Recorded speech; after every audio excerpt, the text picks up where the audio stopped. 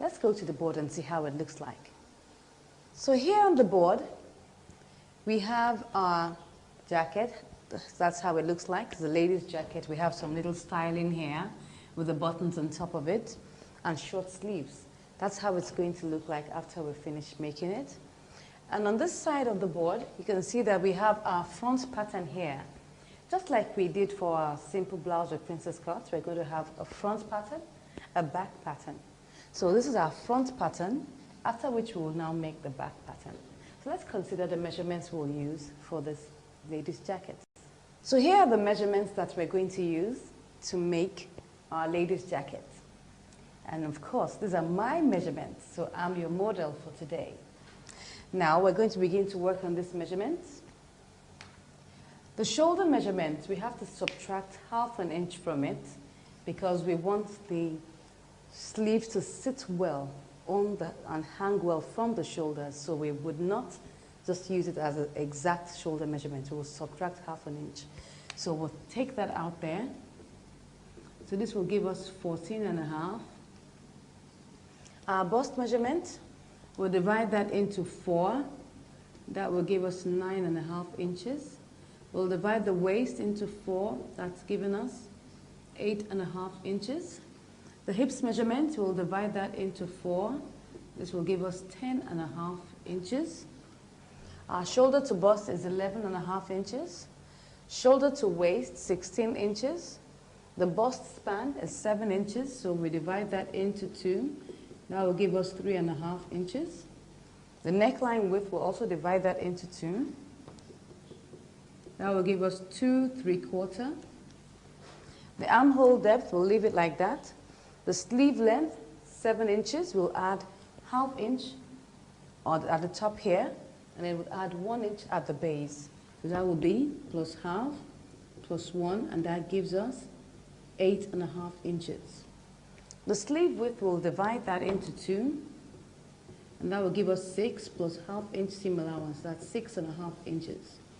So we're going to start by making the front pattern first.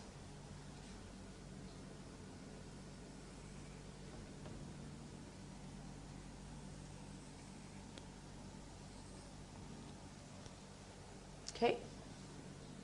So the first thing we'll do will be to mark out our lapel edge. And that's the extra that comes down here. So we'll mark it out. We'll measure it as 1½ inches. We can use more than that if you desire. If you want to make the lapel wider, it's really up to you. But let's make use of 1½ inches. So we'll measure 1½ inches here. And then mark it all the way down.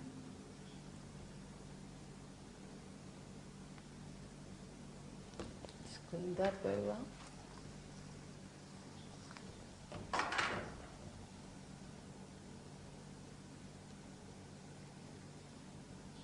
Okay, and after I've marked out my lapel edge, I'll mark out my buttonhole allowance, which is very important.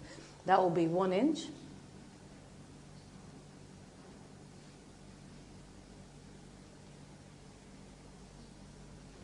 After I've marked out my lapel edge and my buttonhole allowance, I'll now begin to mark out my measurements.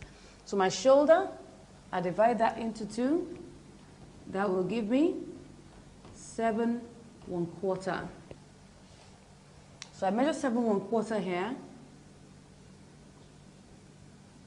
And I immediately measure out my neckline width, which is 2 3/4. Just like making a shirt, so it should be close to the neck. I now mark out my shoulder slant, which is 1½ inches. Slant that to that point there. Now draw this line down for my armhole. My armhole depth is 7½ inches, so I'm using 7½ inches for my armhole depth. I'll mark that out here and draw the line through that point. On that line, we'll measure out our bust measurement. Our bust measurement is 9½ inches. That's 9½ inches there. So now, for the length of this, now remember that we're making a lady's jacket and we're trying to observe some of the rules of making a suit, but not necessarily all the rules. So one of the things that we're going to observe here is the position of the dent. Now the position of the dent is not going to be the midpoint as usual. It's going to be 2/3 of the way. That means we're going to divide our armhole depth into two and use 2 points of that, 2 parts of that. That means that this is 7.5 inches. I divide that into 3. That will give me 2.5. I now multiply that by 2. That will give me 5. So 5 inches is 2/3 of 7.5 inches. So I'll mark 5 inches down somewhere here. And then I would mark out my dent. This time around, my dent is going to go inward much more than the normal 1 inch we use. We're going to make it 1.5 inches. For the suit, normally it's deeper than that, but we're going to use 1.5 inches. So we use 1.5 inches. That will come in here. So let's remove that. This is 5. So I now use my ruler to mark it down to that point there. Then, of course, from there, I now curve. You can see that it's deeper. It's set in properly because we need to take off all the excess as much as possible and make our suit sit well. All right? So after I've done that, I'll measure out my shoulder to bust. My shoulder to bust is 11.5 inches. That should be somewhere here. On that line, you replicate the 9.5 inches for the bust. Draw the line down that way. On this bust line, we will now measure out our bust span, that is 3.5 inches, somewhere here. So from this point here where we have our dent, we now curve it down to that point. You can see that. Good. Then immediately I draw out my line here. Now, this is the dent. I can use as much as 2 inches or 2.5 inches. But because I want it to sit well, I'll use 2.5 inches for my dent. This is where it will be here. 2.5 inches is fine. So I now curve it back to that point.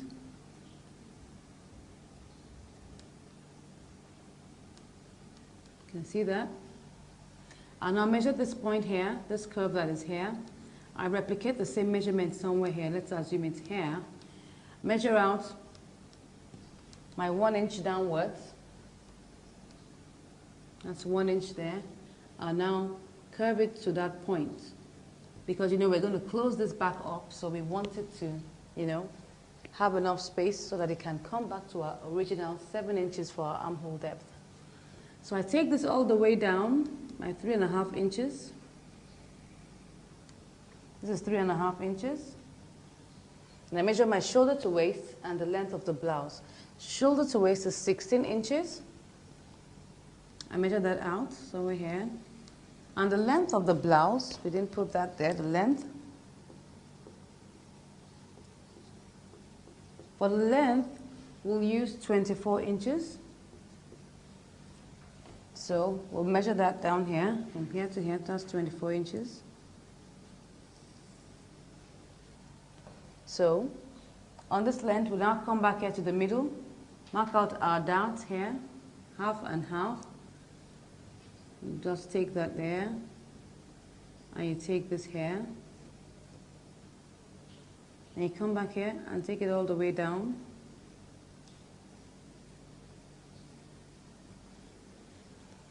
Then we'll now come back to the waist. Now that what I'm left here with is 3 inches. So the waist is 8.5 inches. If I subtract 3 inches from that, I'll have 5.5 inches left. So I have 5.5 inches here. So you can see that. Now look at this. We have 3 here, we have 5.5, that's 8.5 inches. Obviously by the time you're done, this will just be like a straight line. So it's somewhere here. That's what happens when you have a big stomach like mine. So you find that you don't really have so much of a shape on your pattern, but it doesn't matter. By the time we take out the dots and we sew it together, we'll see the shape come out.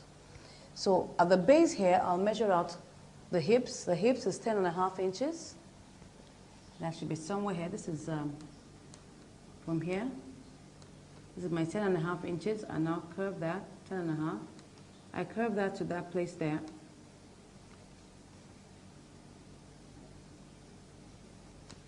Good. So we can see that we've already done that. It's going to have a straight edge at that point there. Now come back to my lapel, my collar region.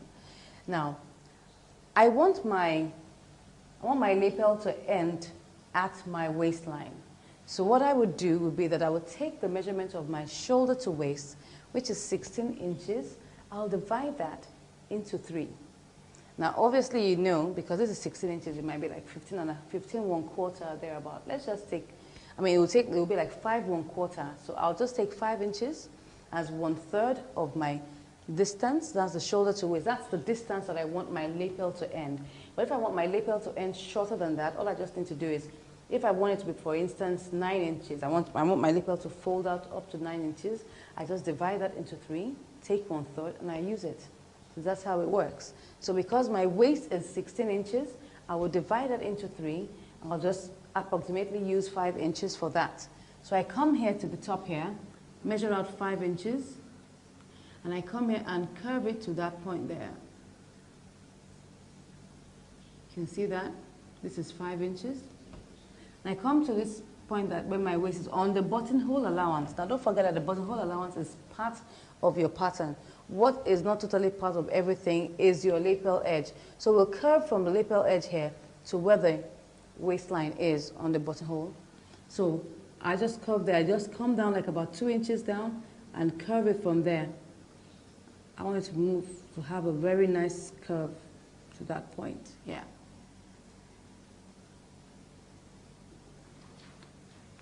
So we're done with our front pattern. Let's take a look at our back pattern. So the first thing we're going to do on our back pattern will be to measure out our shoulder measurement directly. That's our shoulder measurement. That's 7 1/4. Our neckline width is 2 3/4 inches. So I'll mark that out there. Come here, measure my 1.5 inches. And connect that there. My neckline depth for the back will be 1/2 inch because it's just like I'm going to make a collar, so I don't need it to be too deep. So I'm using 1/2 inch. That's 1/2 inch, and then we curve it up to the top like that. Good. So now we want to work out our armhole. My armhole is 7.5 inches. That's what I'm using. So I mark out 7.5 inches here. Draw the line through that point. On that line, I measure out my bust. My bust is 9.5 inches. I get the midpoint. This time around, I'm going to use the midpoint. That means that I'm going to use 3 3/4. And I mark inward 1/2 inch for my dent. Now connect it there and curve it there. Good. So I now measure out my shoulder to bust, shoulder to waist, and the length of the blouse. My shoulder to bust is here. Shoulder to bust is 11.5. Waist. Now for the waist, we are going to reduce the waist for the back by 1/2 inch. Now you'll notice that the back is slightly shorter than the front. So for a jacket, it's very important that we take note of that. So we're going to subtract 1/2 inch from our shoulder to waist for the back. And that will give us 15.5 inches.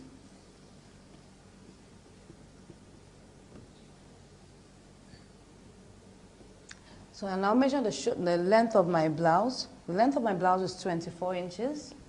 So this is where it is. 24. That's where the measurement is. So I now replicate this measurement on my bust line here. Draw the line. Then remember how we did it on our simple blouse. We come to the armhole line here. We divide it exactly into 2 because there's no bust at the back. So we're going to divide that exactly into 2. And what we're going to have is 4 3/4 because this is 9.5. So we're going to have exactly 4 3/4 here. That's 4 3/4. And then you just curve it there to that point. Then you draw the line all the way down.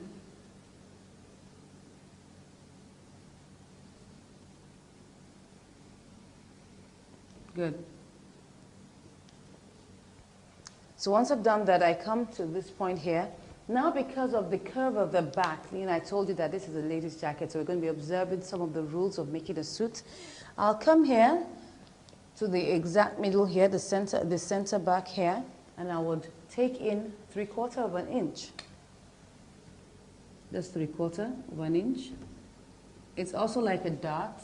It's just for it to take, to curve around the back of the jacket. I'll now come here, 4 inches down here, 4 inches, and I'll now take my ruler and draw that down to where, don't mind my, my strokes there. Just take it down to that point. When we get to the pattern paper, it will be straight. Okay?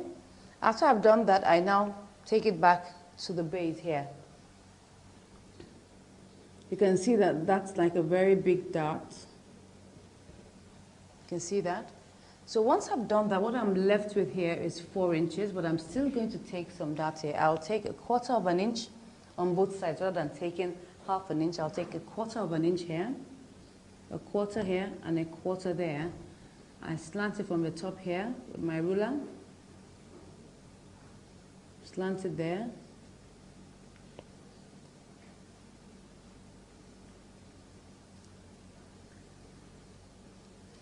Okay, so now what we're left with here is 3 3/4, because this is a 3/4 here, this is a 1/4 here, and what's left here is 3 3/4.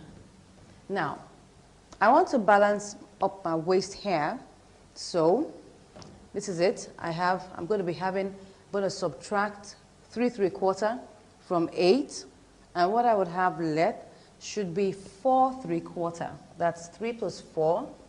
3 plus 4 is 7. 3/4 plus 3/4 is 1.5. So that means I get my 8.5 inches. So I'm going to have 4 3/4 here. I'll now mark out that position there and connect it down. And I'll measure out my hip measurement, which is 10.5 inches. Somewhere here, and I'll curve it out. So that's my back pattern. So let's take a look at how we're going to make the sleeves. We have here our sleeve length is 8.5 inches, and our sleeve width is 6.5 inches. The armhole depth we're using is 7.5 inches. Now, because of the way we're going to fit in the sleeve, we're going to ease it in. That means we're going to have a slight gather at the top of the sleeve. Very slight, you wouldn't even notice it. So we're going to add an extra inch. Instead of adding 1/2 inch, we're going to add an extra inch as the seam allowance, because we're incorporating the easing in off the crown of the sleeve. So instead of using 7.5 plus 1/2, we're going to make it 7.5 plus 1. So I'll take that here. I'll draw my rectangle.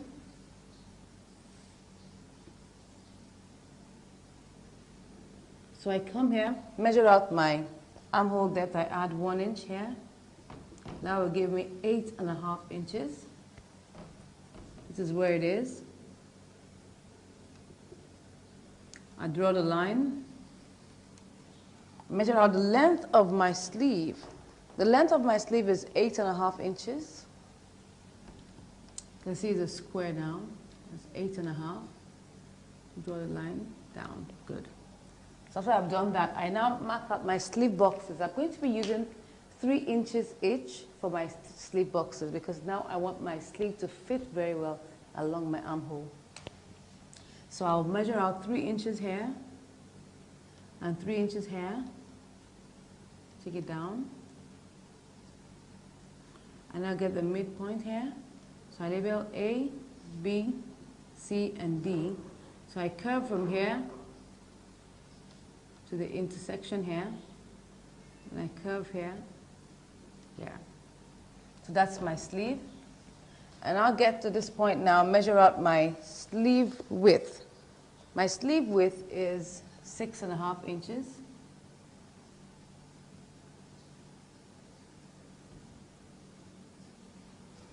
So that's the sleeve.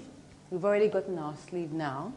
So now that we have done all our patterns and we've illustrated them, we'll now go to the table and now begin to draft our patterns. So we're going to start with our front pattern. Start measuring out our lapel edge.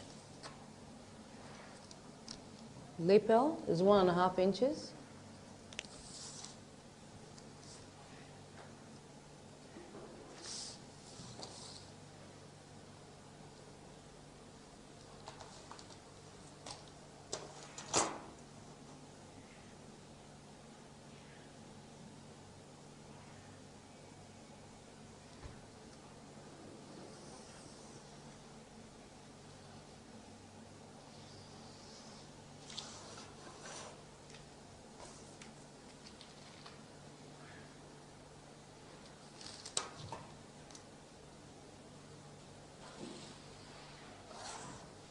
Now we'll measure out our buttonhole allowance, 1 inch.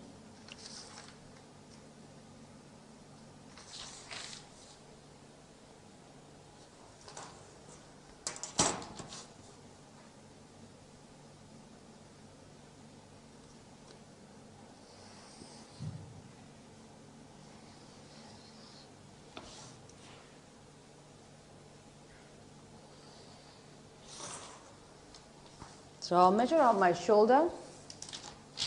Shoulder is 7 1/4.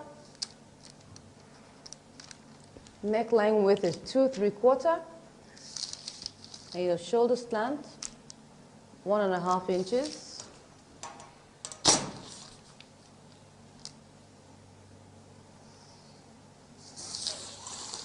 You draw for the line for the armhole.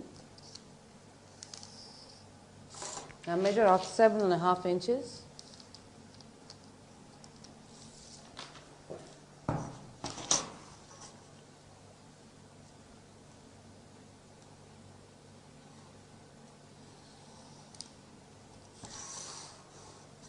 On that line, that's the bust. I'll measure out 9.5.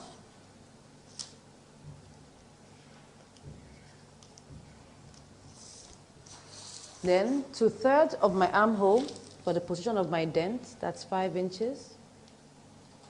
Now mark in 1.5 inches. Immediately I'll draw the line for my suppression gap. I'll use 2.5 inches.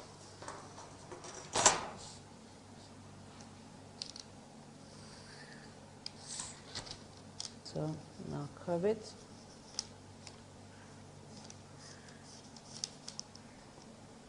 Okay, so we now measure out our shoulder to bust, shoulder to waist, and the length of our jacket. Shoulder to bust, 11.5, shoulder to waist, 16, and the length of the jacket is 24 inches.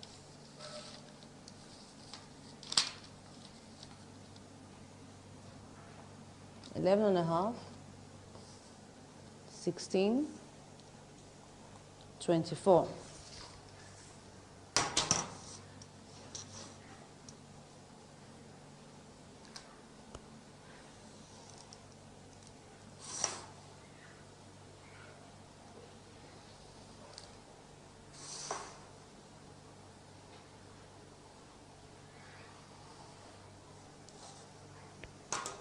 So I'll mark out my bust measurement here. That's 9.5.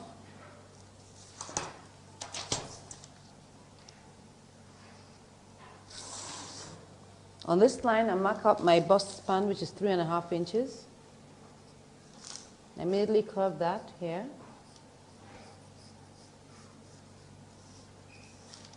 And I'll curve this one here.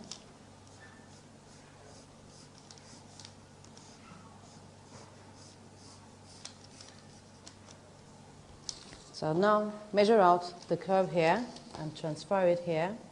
That's 5.5 inches. Transfer it here.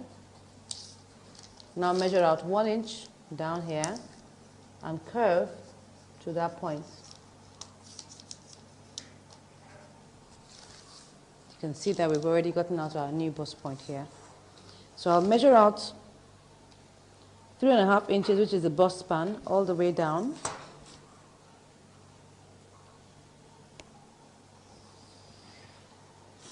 Then on the waist, I measure out my darts.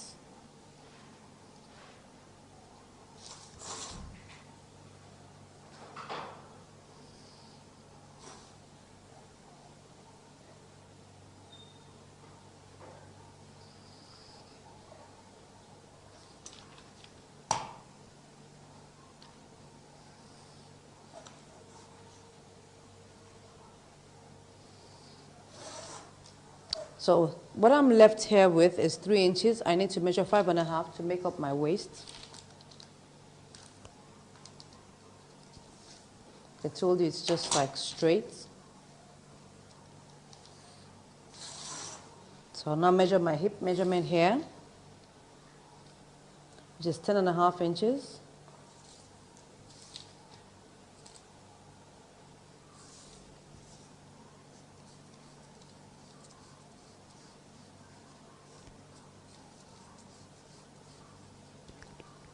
So I come back to this point here, measure out 5 inches for my neckline depth for the front. I'll curve that there.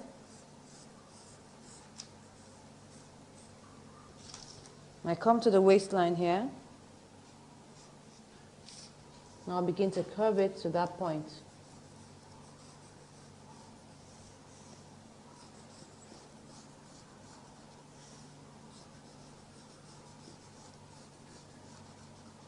Okay, so we've gotten our curve there now.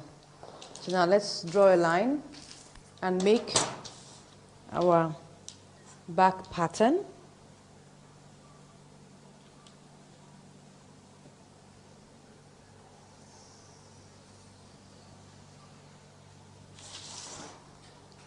This is the front pattern here, so we now make the back pattern. I come to the top, measure out my shoulder, 7 1/4 inches. My neckline width, 2 3/4. Shoulder slant, 1.5. Half inch for my neckline depth at the back.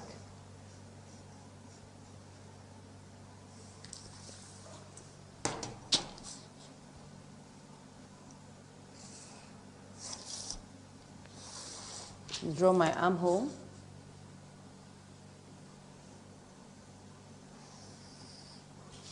Seven and a half inches.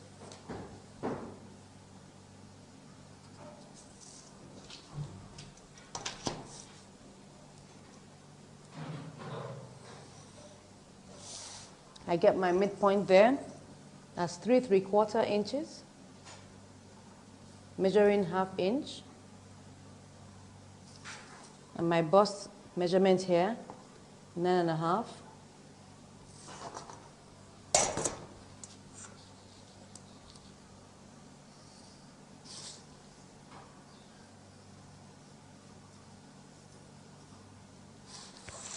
Good. So I measure out my shoulder to bust, shoulder to waist, and the length of the blouse. Don't forget we subtracted half inch from the shoulder to waist. So that means our shoulder to waist will now be 15.5 inches. So we measure 11.5, 15.5, and 24. Same here. 11.5, 15.5, and 24.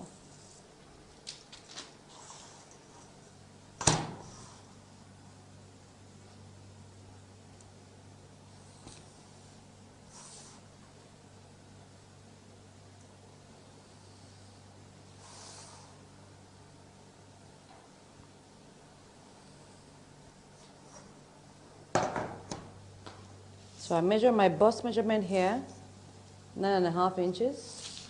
Draw the line. And I come to my armhole level here and divide my bust directly into 2. That will be 4 3/4.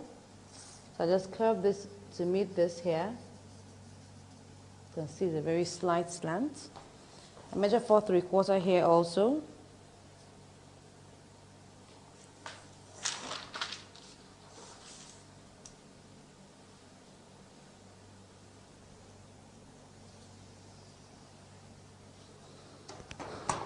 So I come here to the back here, the waistline here. I measure 3/4 of an inch here. And I come here, measure 4 inches. That's the top here. I'll draw the line.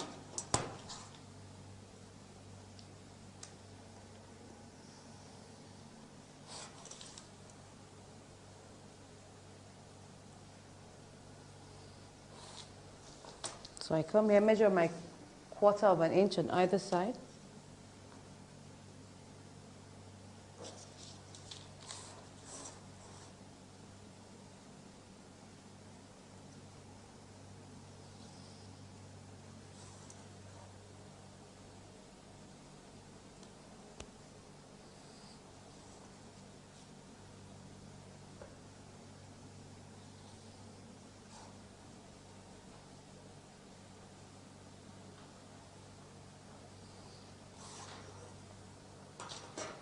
So I measure what is left here. What is left here is 3 3/4. So I need to balance it up here. I need like 4 3/4 here. So you can see it comes out gently. And then on the hip, I measure out my 10.5 inches.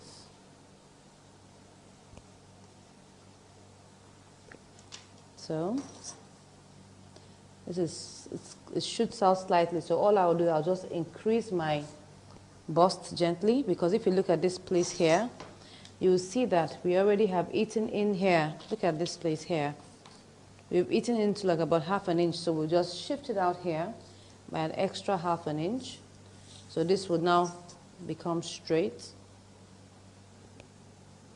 Once you've taken this part here, there's a need for you to shift it here. And then you now curve it here.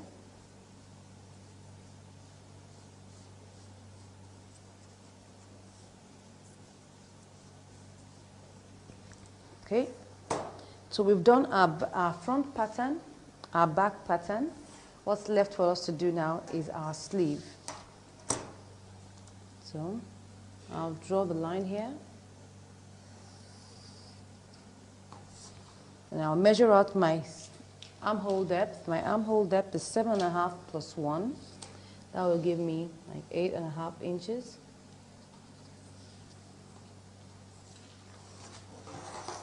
Measure that on the other side.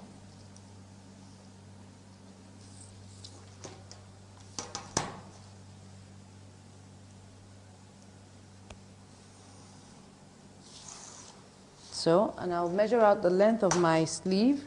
Length of my sleeve is also 8.5 inches.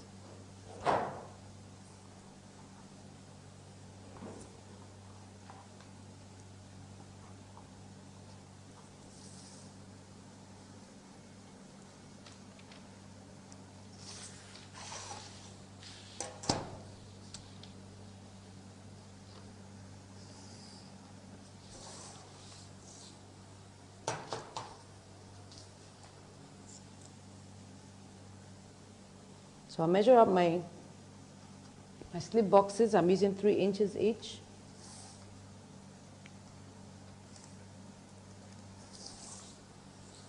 And my midpoint here is 4 1/4.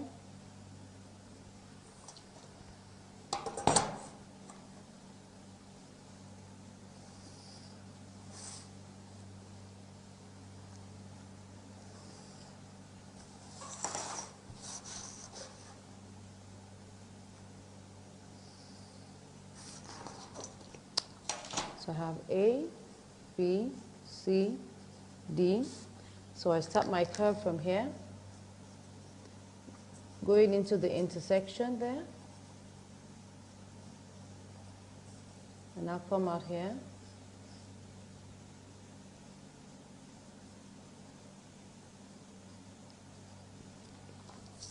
My 6.5 inches.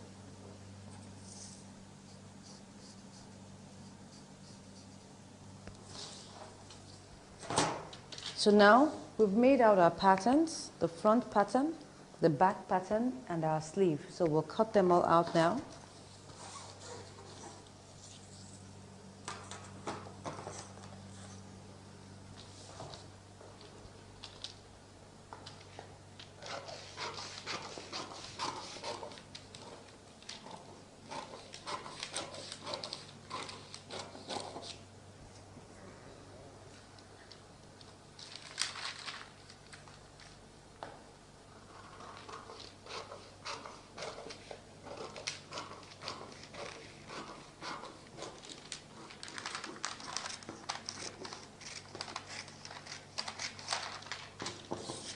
And when we're cutting out the princess cut on this side, we'll just add extra 1 inch to make up for it. Now you can see that we have some space here. I won't cut that out. Now that will help to augment the difference that we have removed here, so that by the time we place it here, it just balances up. You can see that. So you can always do that just to balance it up. Once you just take out that 1 inch here, you just add another extra inch to this base so that it will just balance. So by the time you place it on your back piece, it balances out. You can see that. So always remember to do that.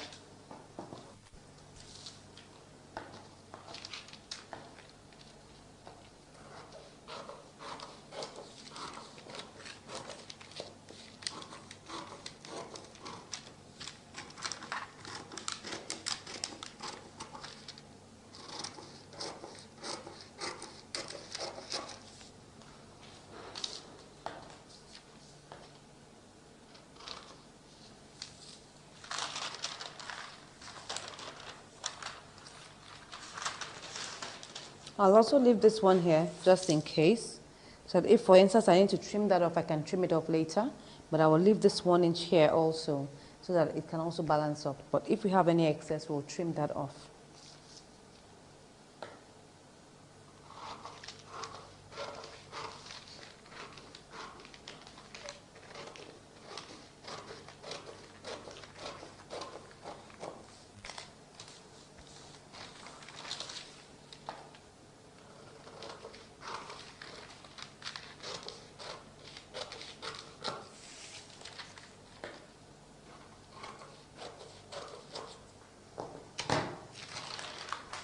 We have our pieces here.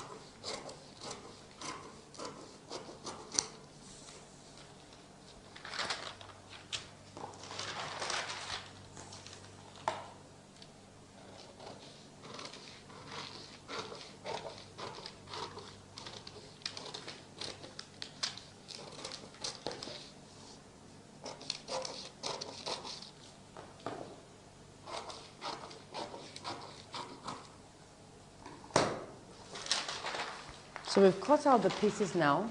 So we're going to pick our material and then cut it out.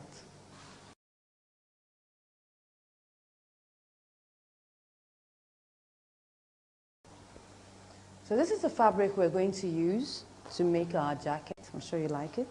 I like it too. So, and this is the lining. So I'm going to open it out. Now I'm going to have to cut them piece by piece. So I'll start with the front.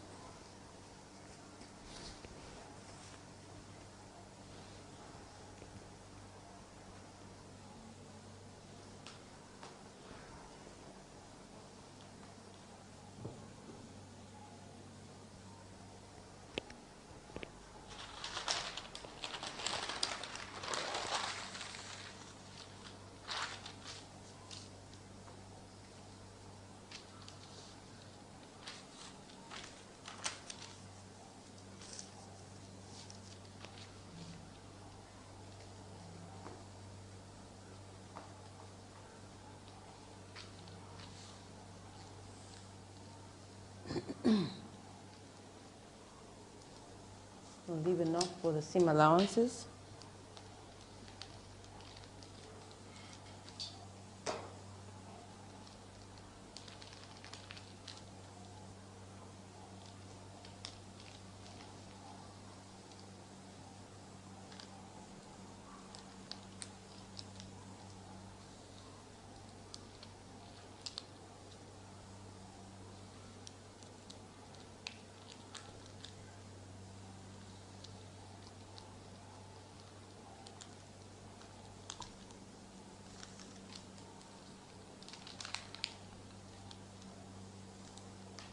Now for this front piece, we're going to cut 4 pieces. That means that we'll need to have 4 different pieces of this. We're not cutting out lining for it. The fabric will also be the lining for that portion.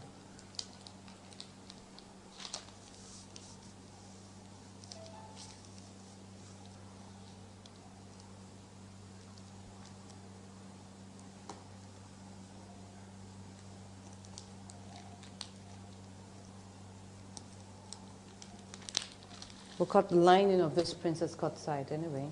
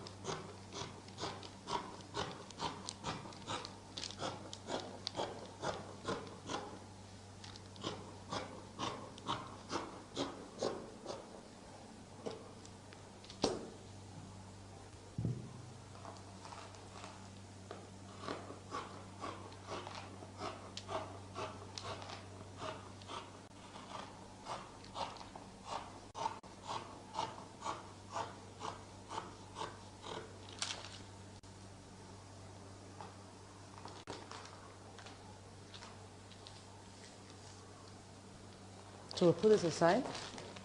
We'll cut out another piece of this.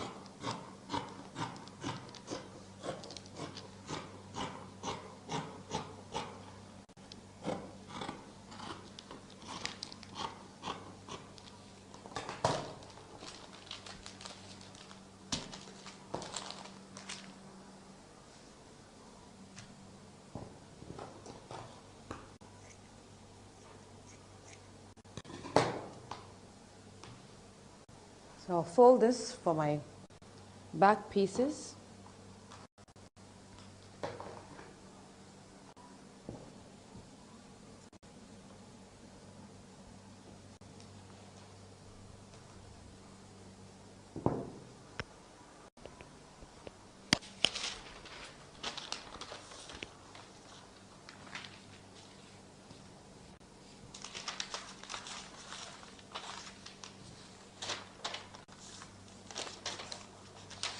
Put this here.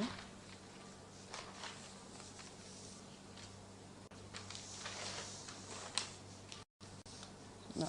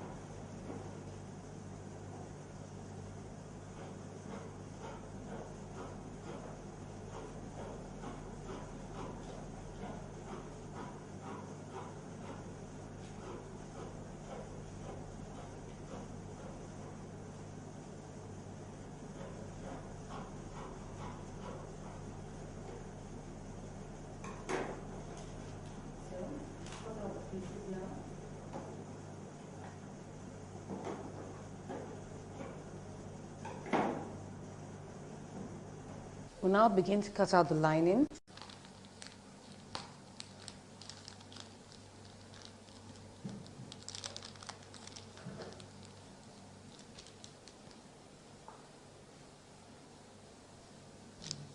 Change the direction.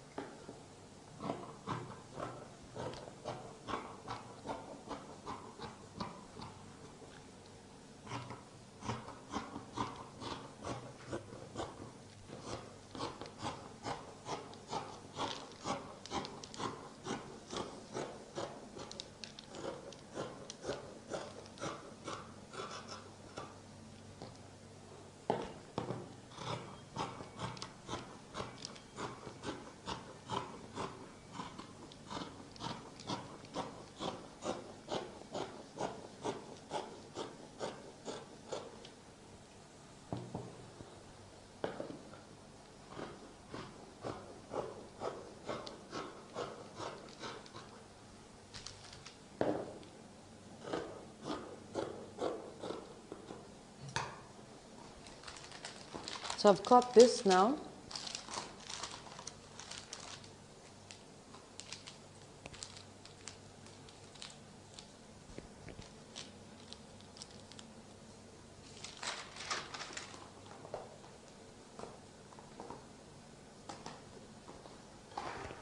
Put that aside.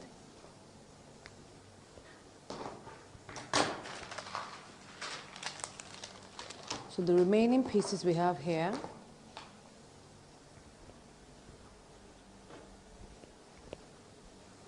we'll place them on top of lining and we'll cut them out.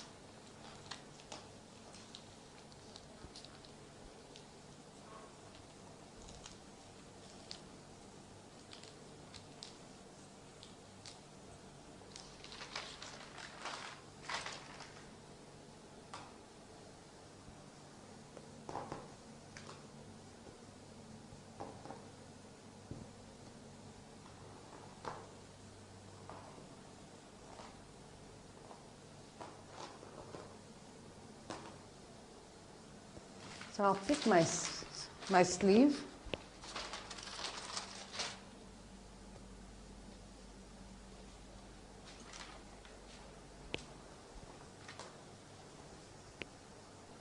So I'll pick my sleeve pattern now.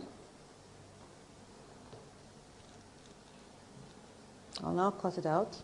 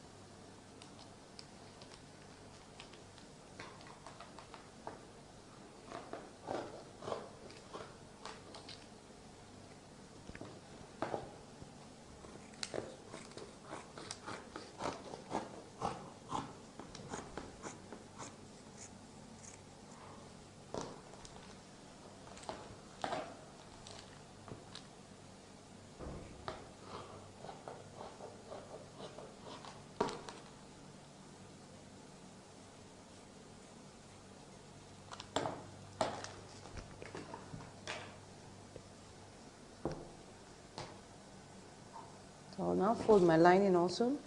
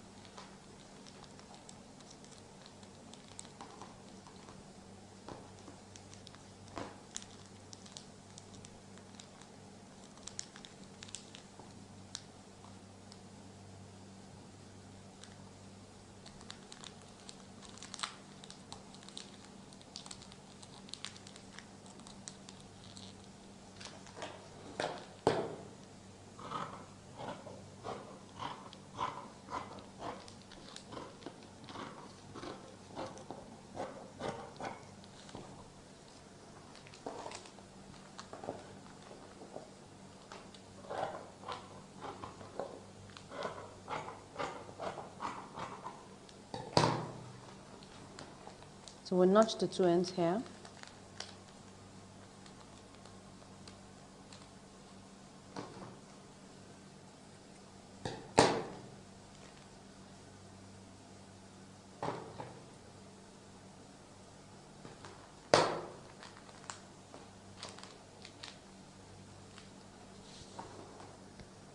So now we've cut out all our pieces.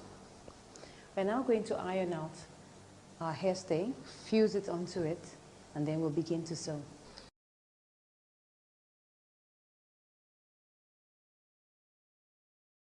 So now I'm going to start sewing my princess cut. We've already ironed the hairstay now, so we'll start sewing it from the right hand side.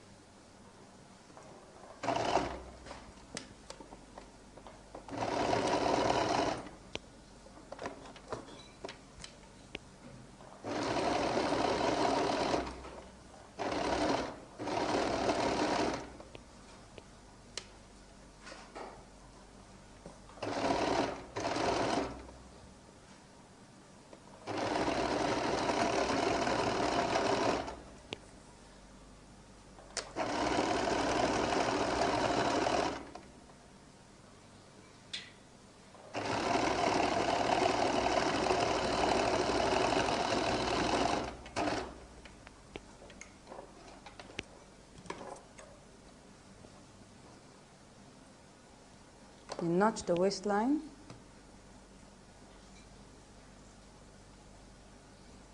And notch the princess cut side here.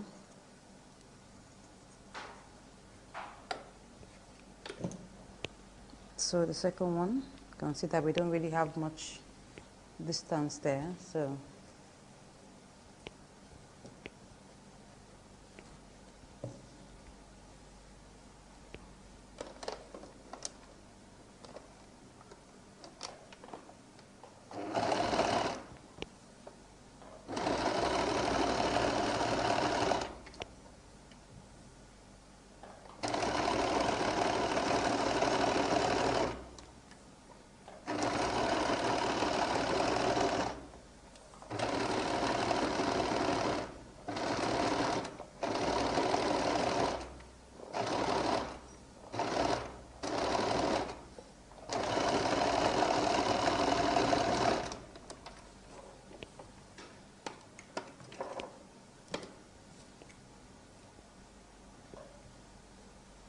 notch the waist.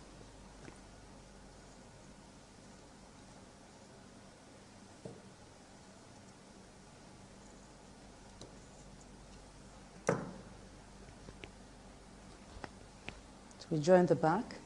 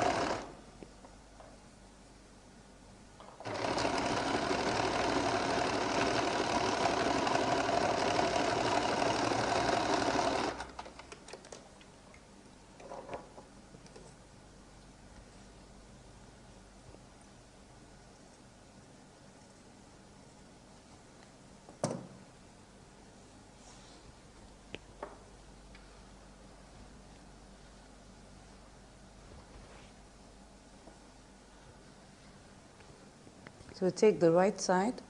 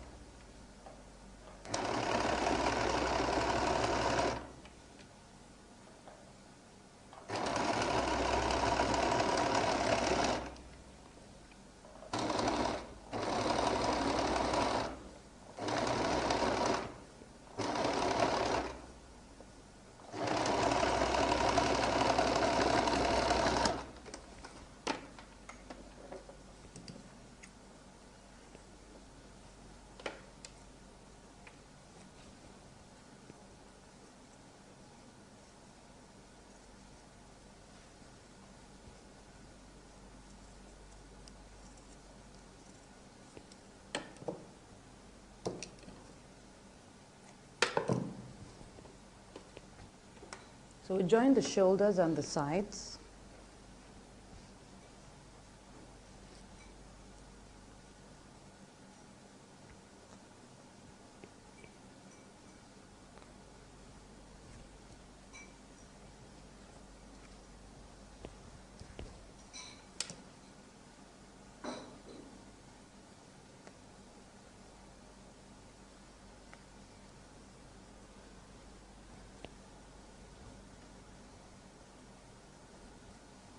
We have to trim off slightly from the front sides.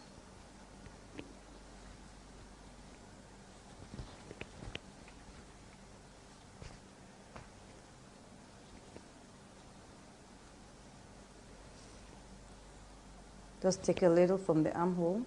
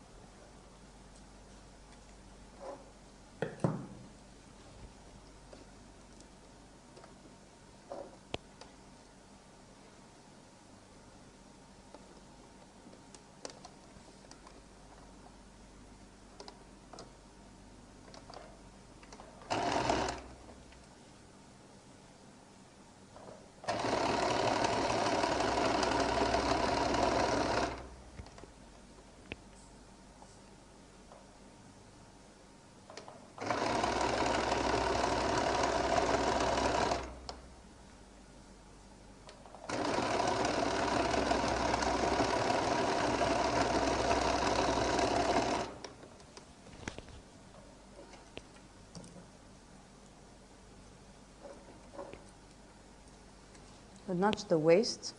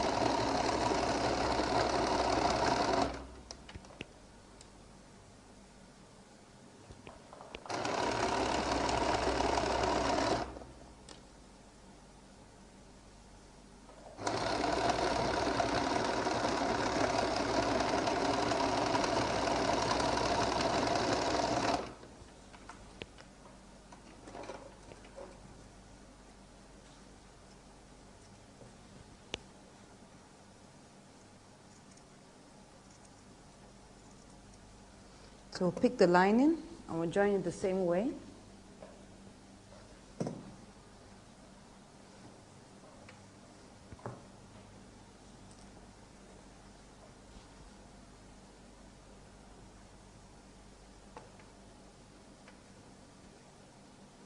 This is our front princess cut.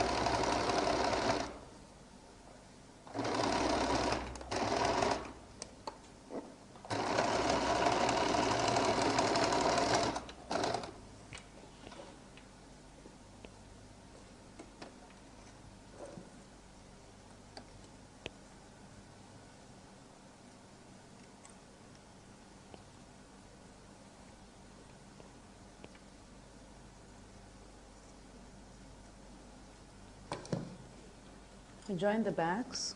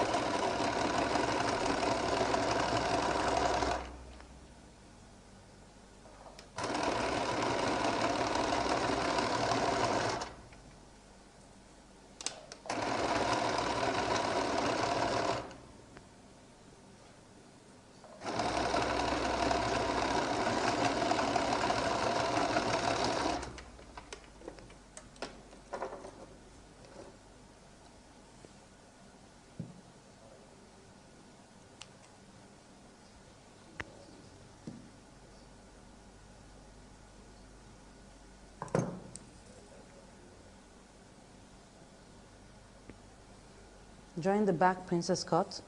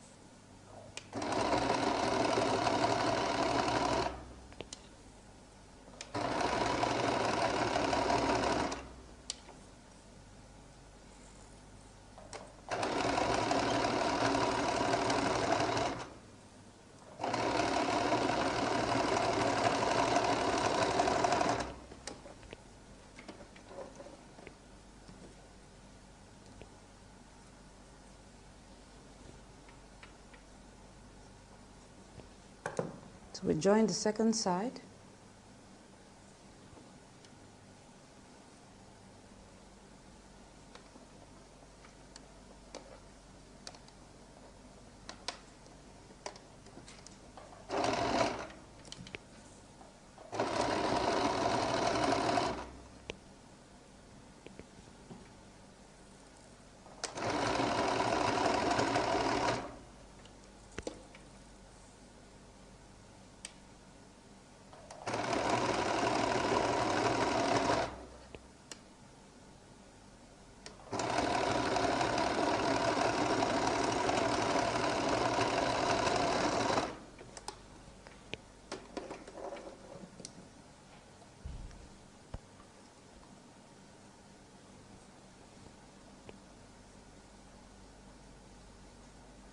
So now we'll go to the ironing table to press open the seams.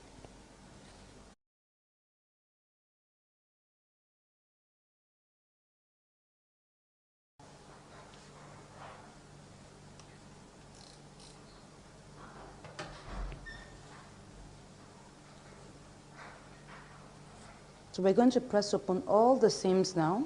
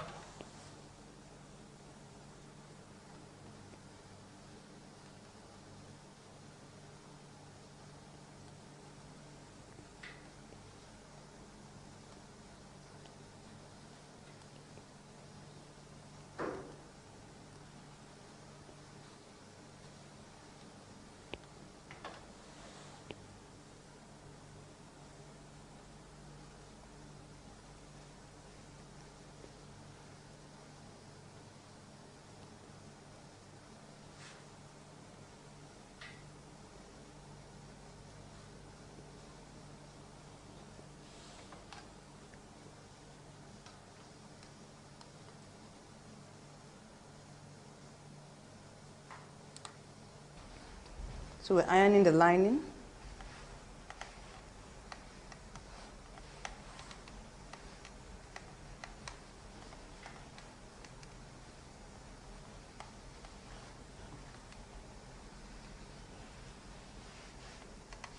Okay, good. So I will start by trimming the edge of my jacket first. Before I trim the lining, I can see that we have some little excesses here. So we'll take that off.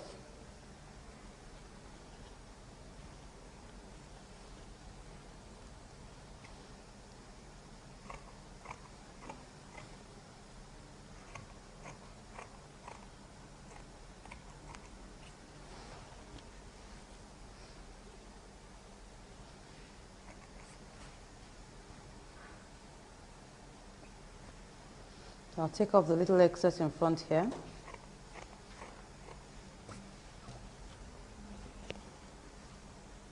The little excess in front here too.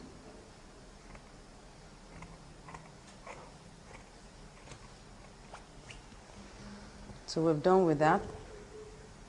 Now, I'll also trim up the excesses from the lining before I now take off 1 inch.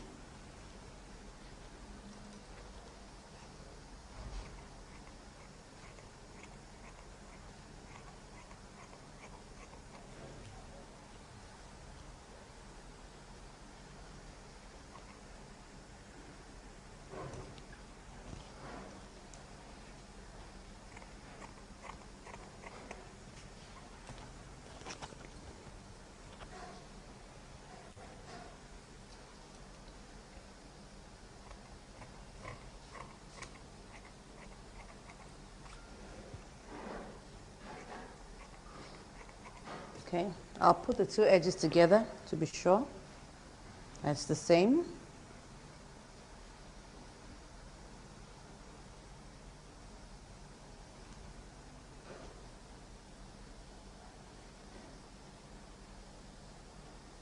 Okay, I have like a little excess here.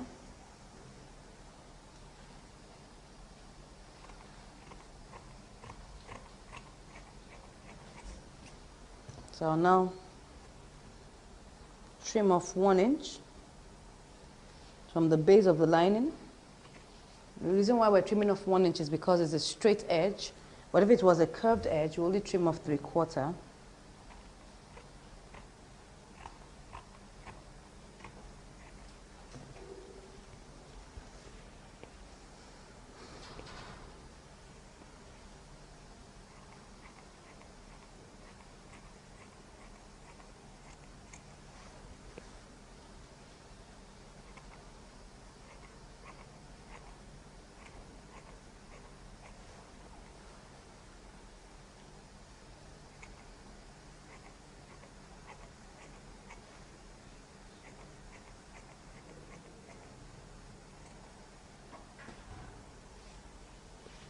All right, so now we've already trimmed that. We'll put this aside.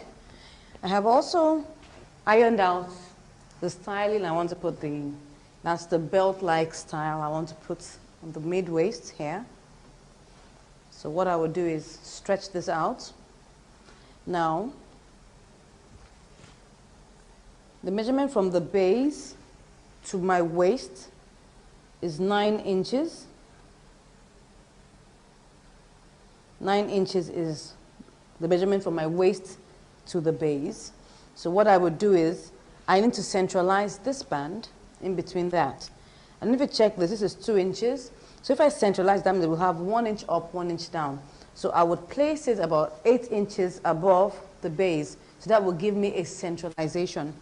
So I've already ironed the middle. So you can see that the middle is the center of the belt. This is going to be sewn on anyway, so we need to get the placement very well. So I will start with the center. This is my center here. You can see I ironed it, I have a fold there. And I place it on the middle, and I'll measure 8 inches from the base.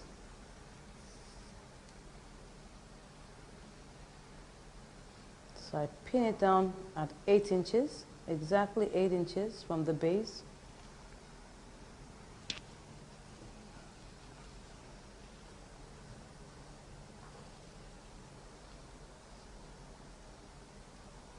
So I'll pin those 2 points down first.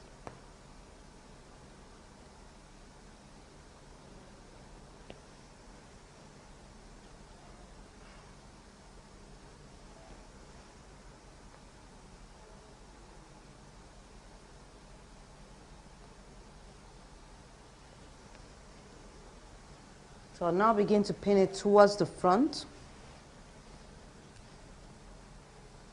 Keep on measuring 8 inches from the base. You can decide to, put in any effect you like. You can put in a pocket, you can put in anything, just to give it some character, give it some styling. Decided to use a belt.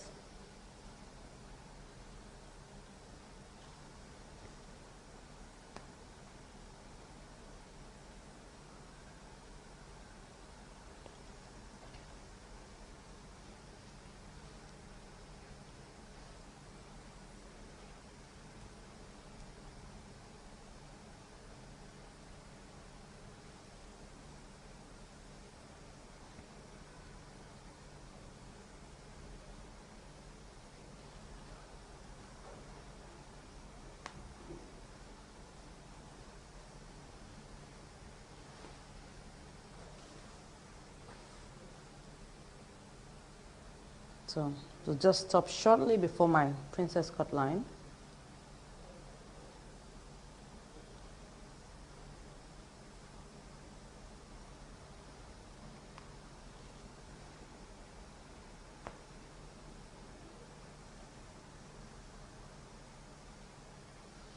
So since I pinned the base, I'll just pin the top also.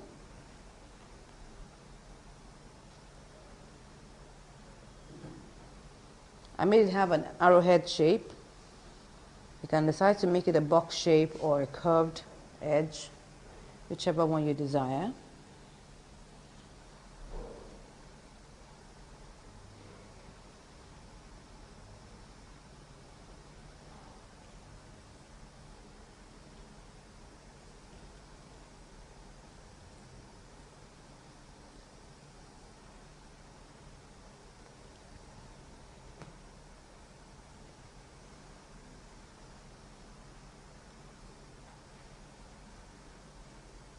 So I've done this side now, I'll just pin the other side too.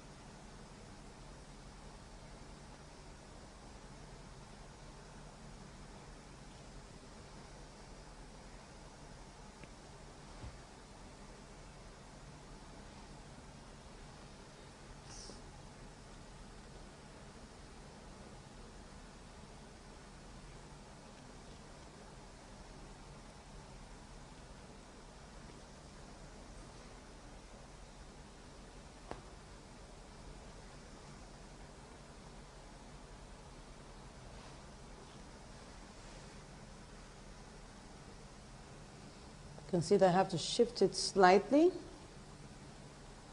just gently, not much. Because what we're trying to achieve is equidistance. So we may need to shift it a little so that it corresponds with the other side.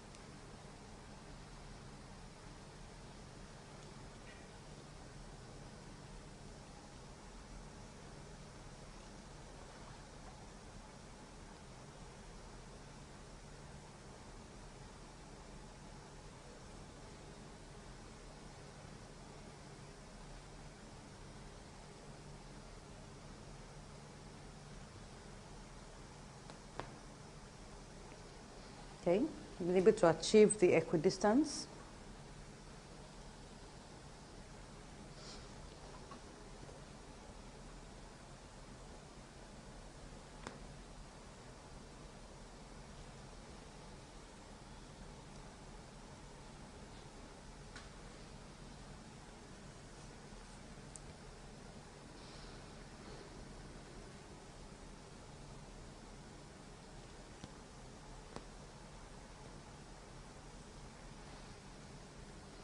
So I'll pin up the rest now.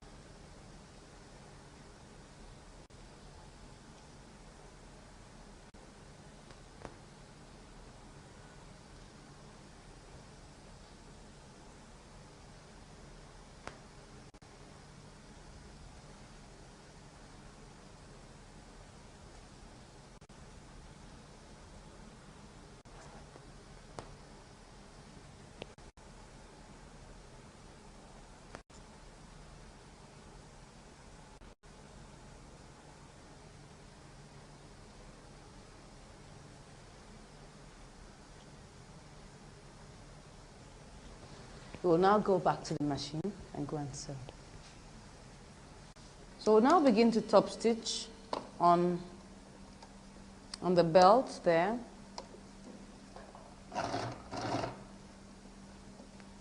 I'll top stitch round and give it a double stitch.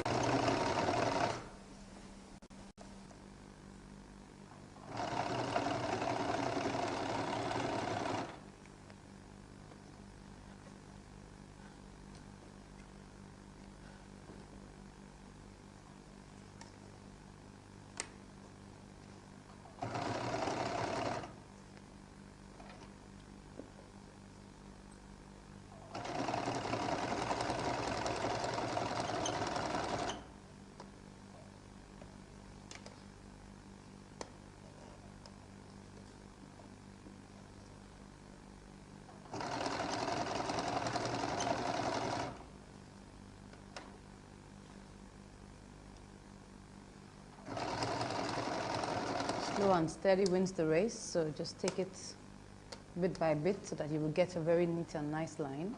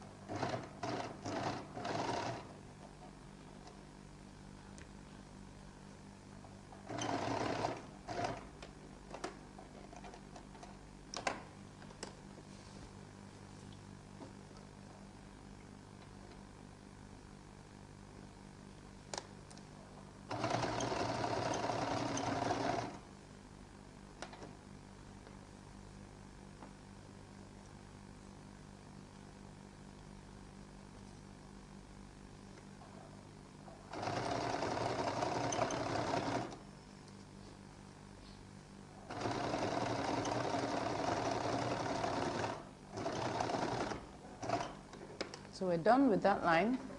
We'll give it a double stitch.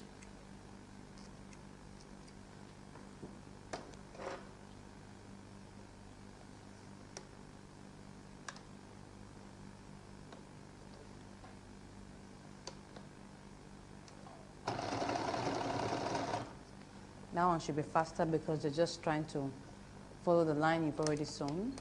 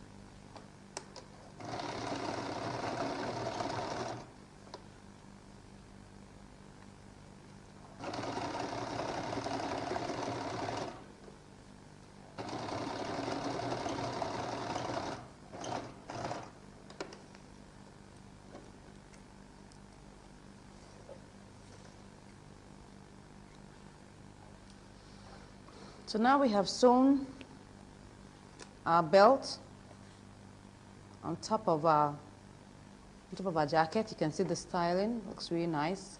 We're going to put a button there to give it some nice effects later on. So we'll start by sewing the base. You know, we've already trimmed our lining. So we'll take the base, pin it together.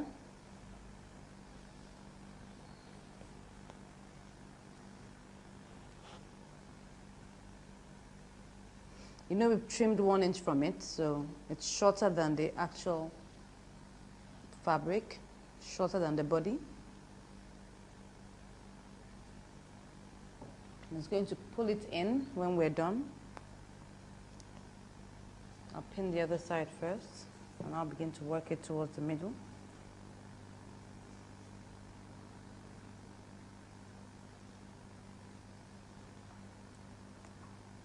And when sewing your linings together, I'm talking about the pieces, try not to sew up to 1/2 inch because we want our lining to be slightly bigger than the main body. That will help keep it in properly. Now, if it's very tight, if the lining is smaller than the main body, you find out that it will be tugging at the main fabric. So it's always better for the lining to be slightly larger. And if you take a look at this, you find that it's just slightly larger. That will help to keep the shape of the main body together rather than tugging at it.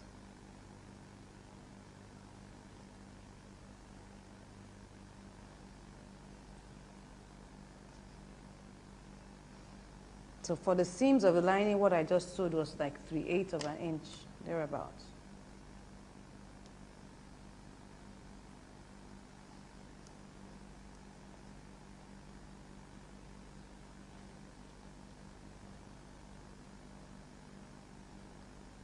So I will stitch the base.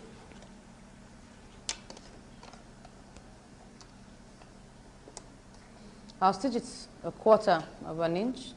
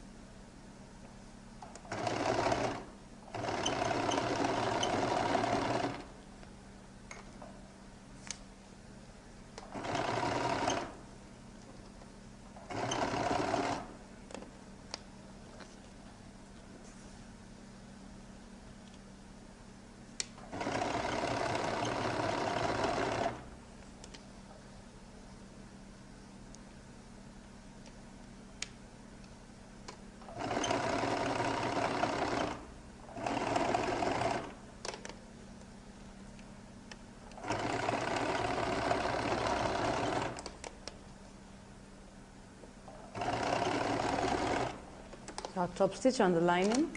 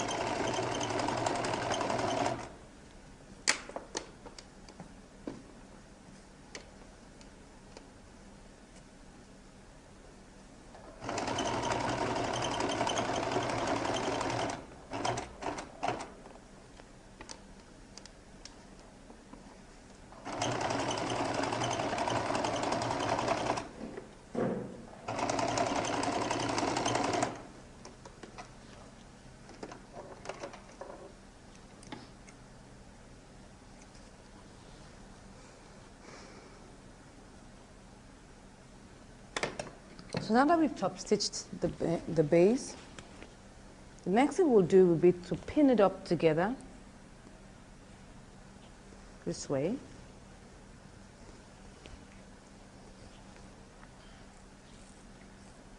Now you can see what has happened here. Now the line has pulled up the fabric from underneath. You can see that. So now I'm going to stitch this edge now, which is the edge of my lapel. I'll stitch that down.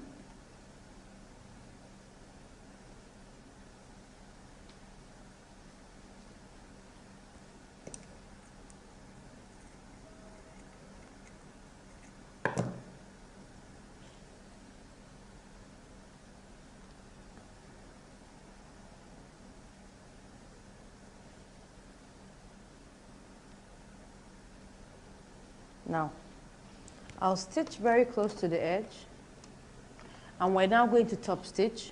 Now, like I told you, we're going to have the lapel folding over to the front from the inside. Now, the part that folds over to the front is now become the right side.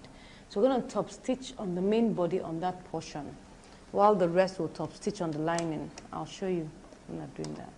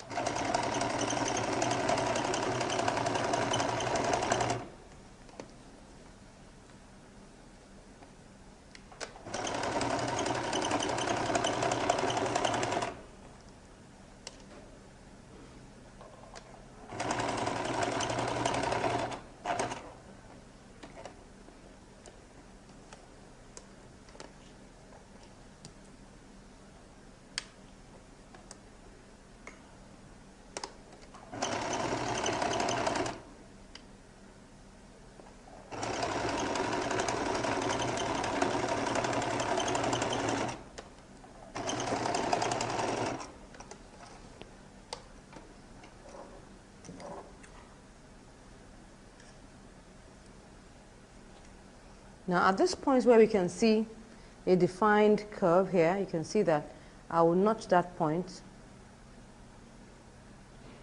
to that point there. Because now what I want to do is I want to top stitch on the main body from here down, and I will now switch to the other side. Let me first remove this excess here.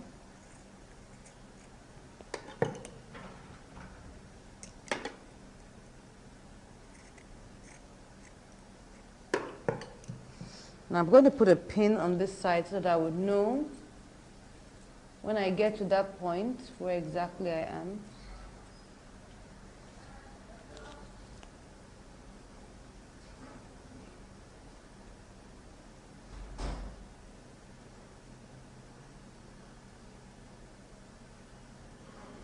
That's just to mark out. That's just to mark out where the pin will be, where the slash is. So see what I'm going to do now. This is the main body. This is the lining. This is the part that will show on the lapel when we iron it out. So I'm going to top stitch on the main body here up to that slash there. And I will now switch to the other side.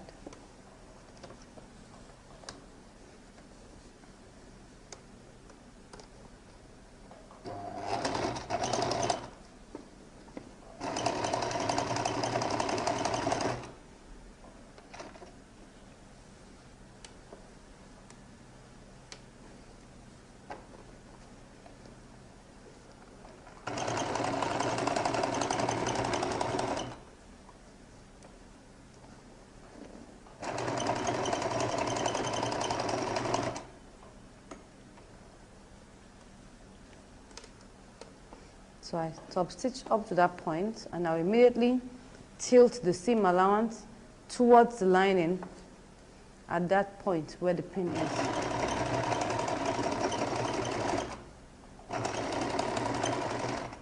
Okay, I lift it up, and I'll tilt the seam allowance under the lining. Now begin to stitch it. I switch to the lining now.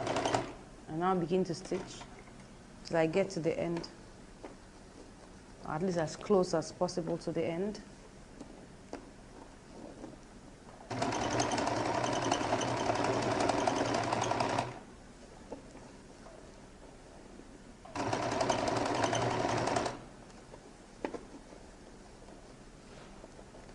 Okay, yeah.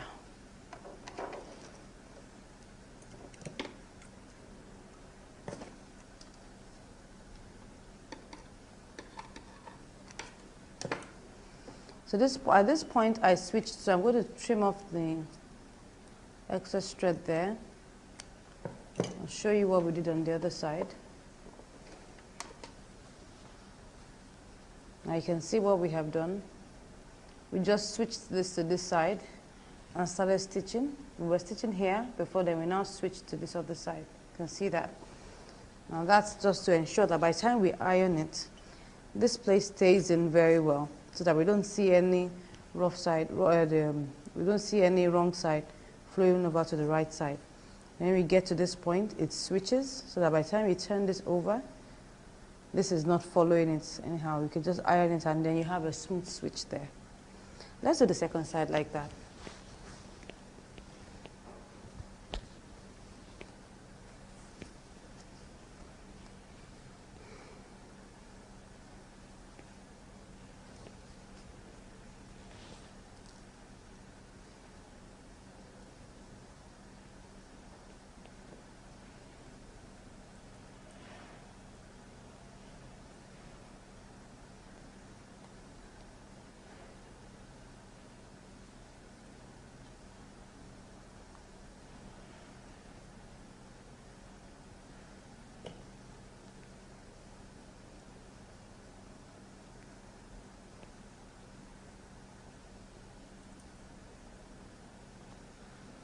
Okay.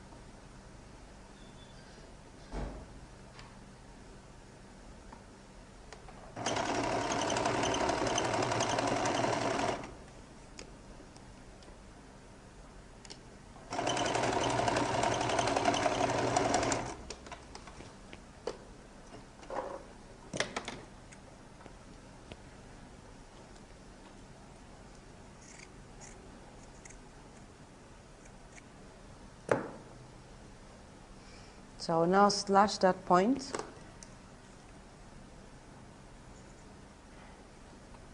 And put a pin there so that I will know where it gets to.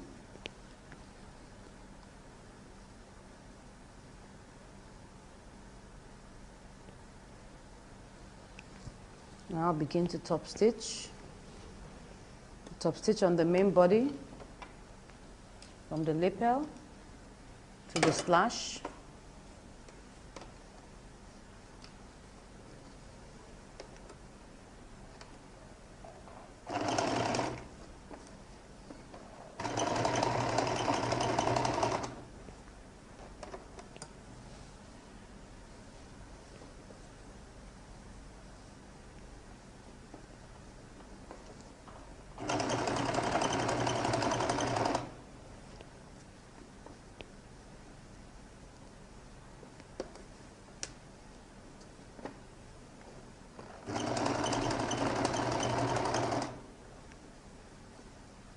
This is where my pin is, so I'm getting ready to switch.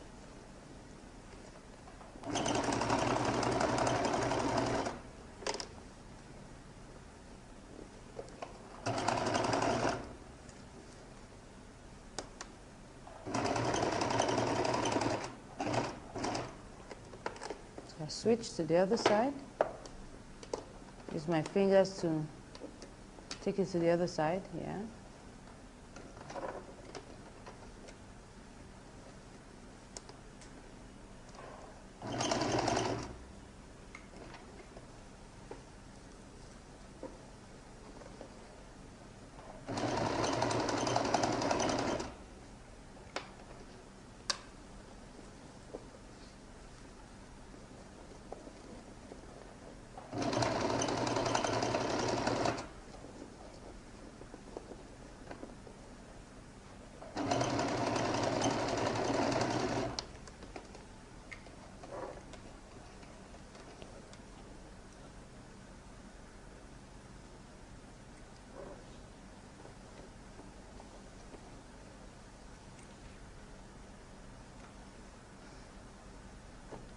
So I'll cut off the thread here.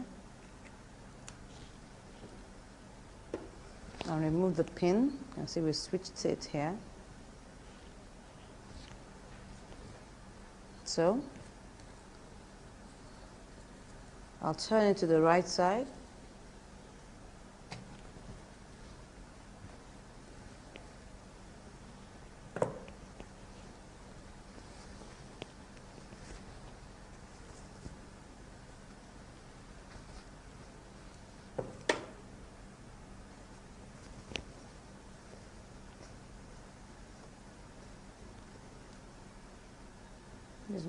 Use my scissors to poke it out.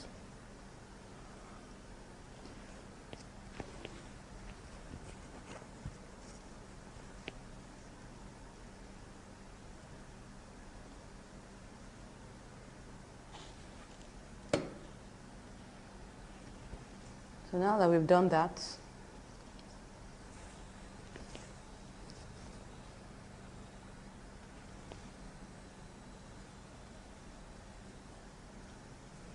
so you can see what happens.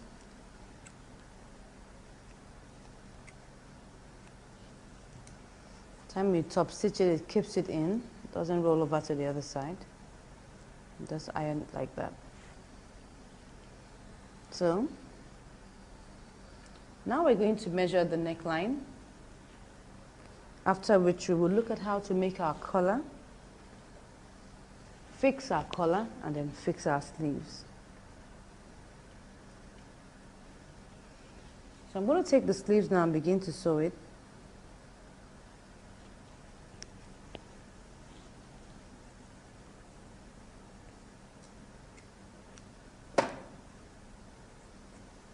I'll pin this first so that I can know the measurement of my neckline.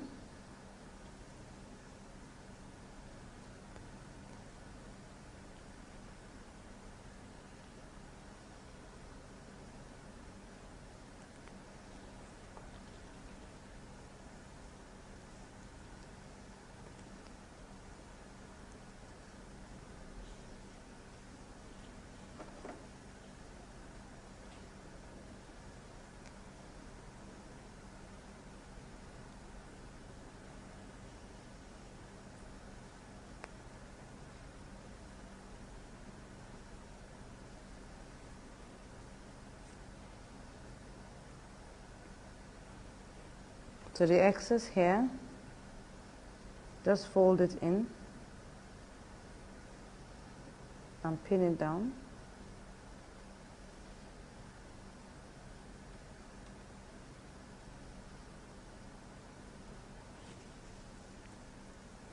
So now I want to measure what the neckline is. We need that to work out our collar pattern. So I'll place my tape rule like this, ensuring that the head of the tape rule is resting on the edge of the material, this way.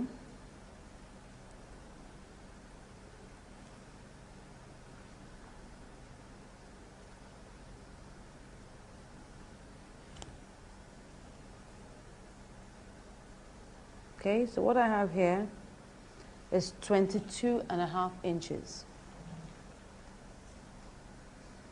Now, once I have that, I would now know what I would decide to have as my lapel edge. I could decide to use 1 inch, 1.5, or 2 inches. For this project, we'll use 2 inches. We'll see how that looks like. We'll try out the 1.5 if it looks nice. We can even use 1/3. Maybe we should use 1/3 inches.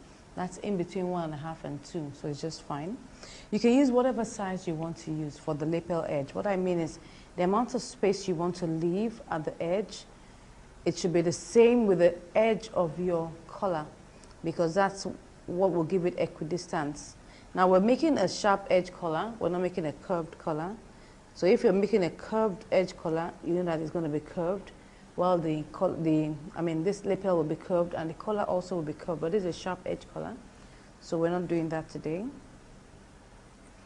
So now that I've done that's 22.5, I'll subtract 3.5 inches.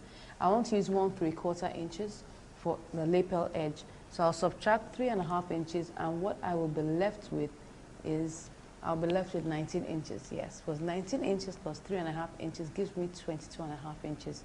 So my collar is going to be 19 inches long for this edge, leaving 1/3 at each edge. Now before we go to the board, let's sew our sleeves so that we have all of these done before we go to the board.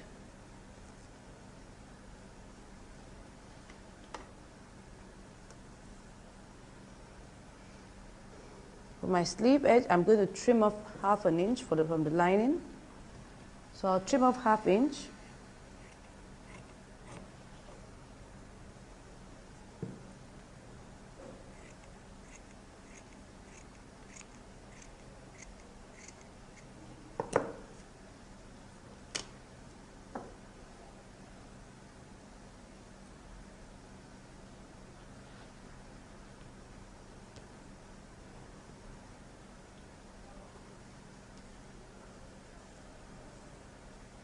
Because we've trimmed it off, it will be slightly longer, so pin it here and then pinch it somewhere in the middle.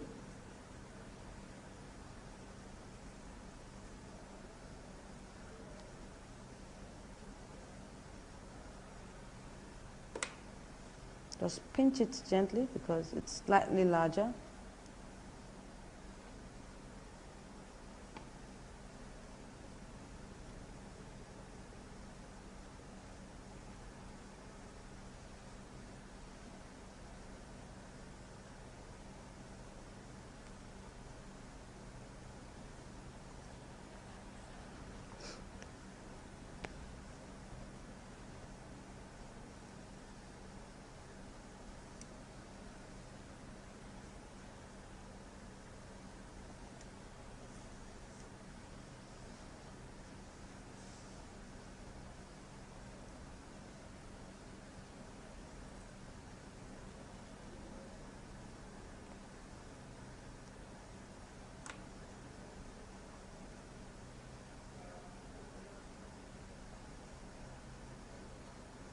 Just a very slight pinch.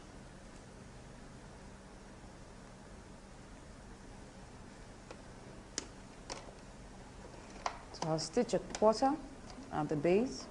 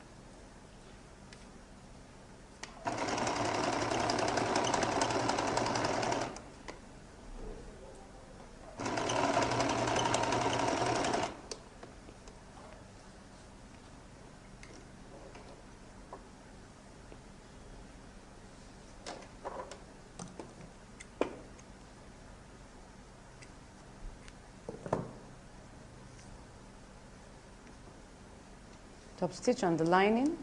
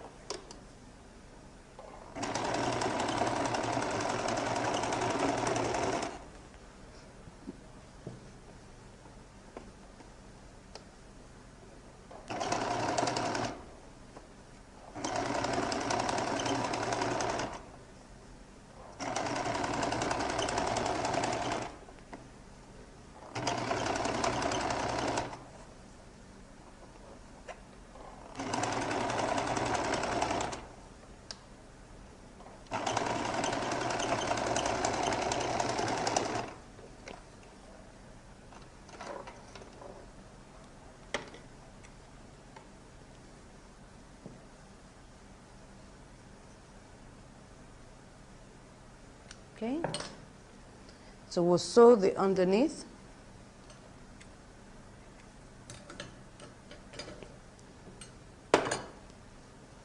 Make sure you match the lines.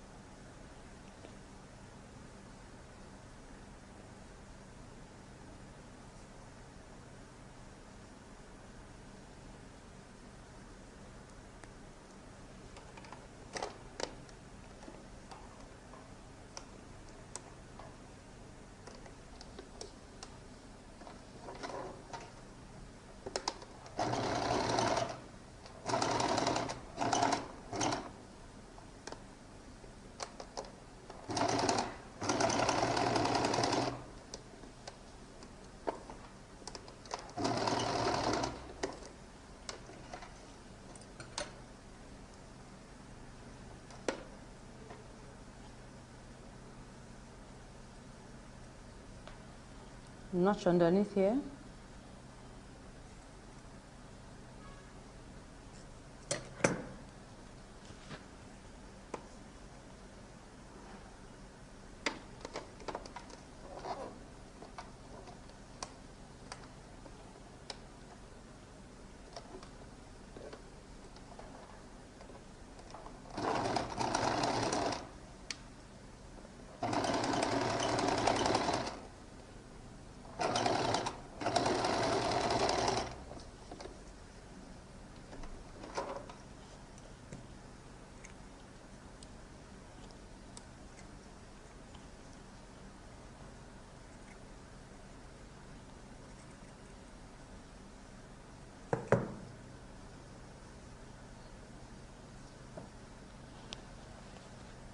So we've already sewn our sleeves. We're now going to iron it. So before we go to the board, I'll go and iron this. Just smoothen it out like we did for our simple blouse with princess cut. Just iron it out and smoothen it.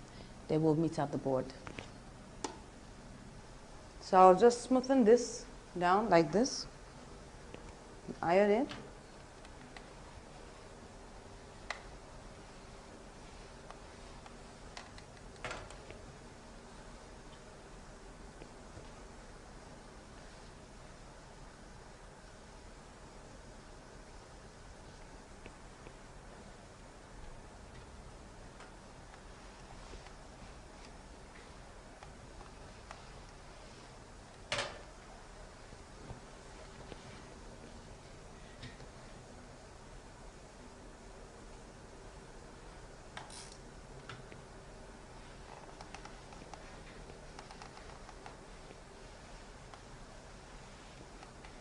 So you iron this in like this.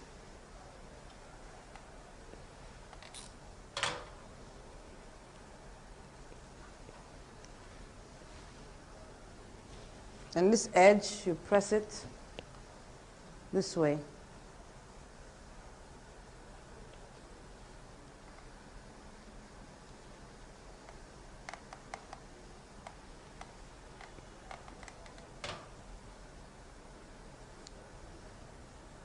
can see that by the time you iron this out, it's neat and tidy. Let's do the other side.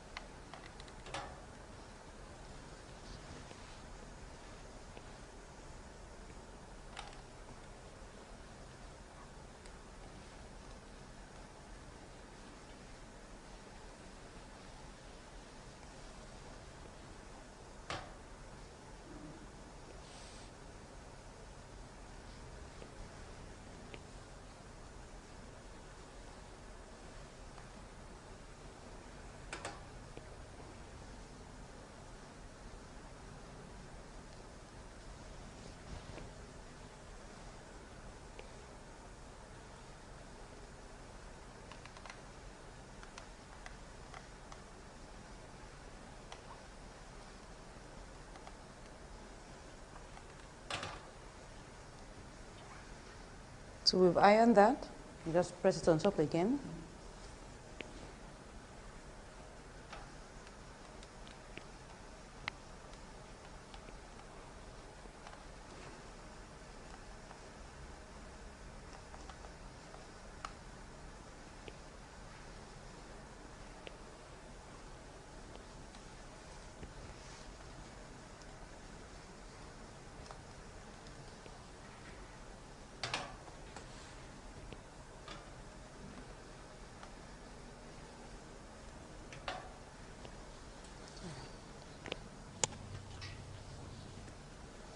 So iron the sleeves.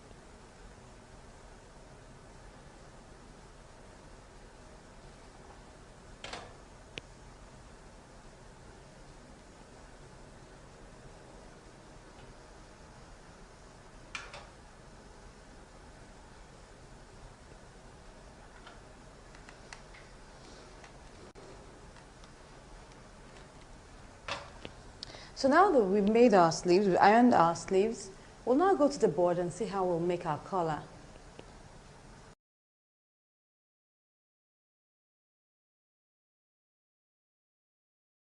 So we've already measured the neckline of our jacket and we found that it's 22.5 inches. So I said, first of all, we have to decide what your lapel edge would be.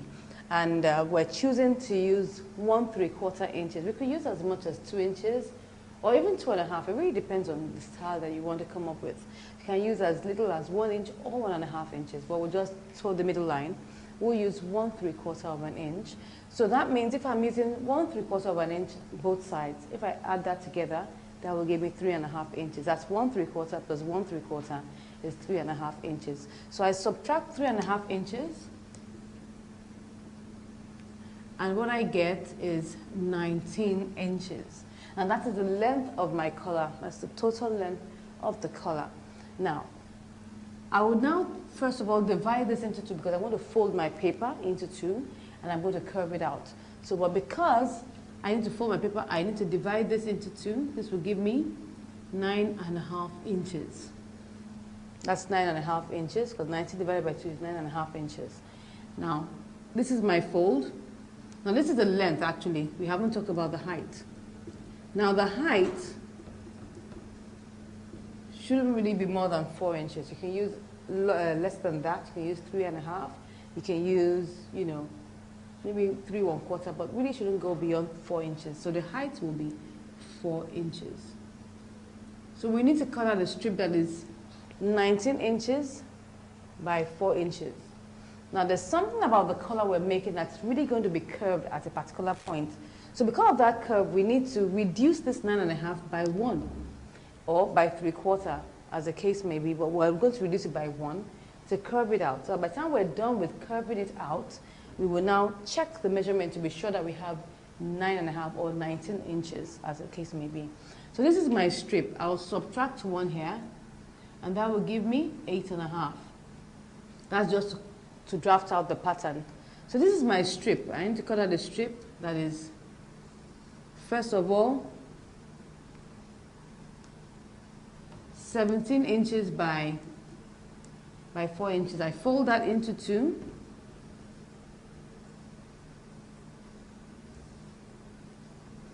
This is the fold.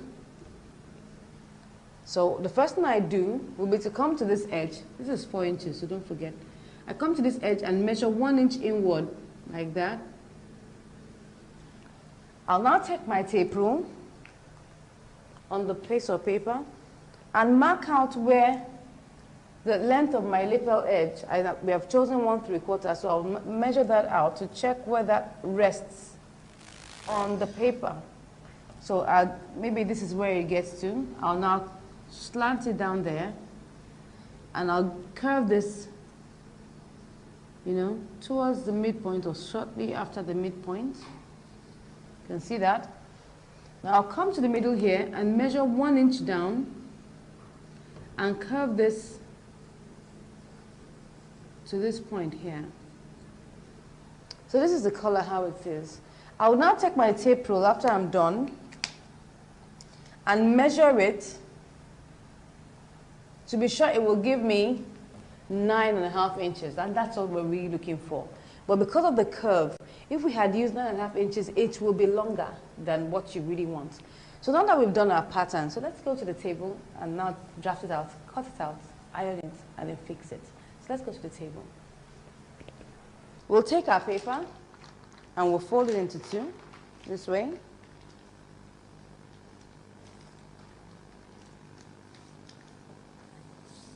You can decide to cut out a strip of 4 inches by 17 inches, or you could just decide to work it out as I'm about to work it out now. So I'll measure 4 inches.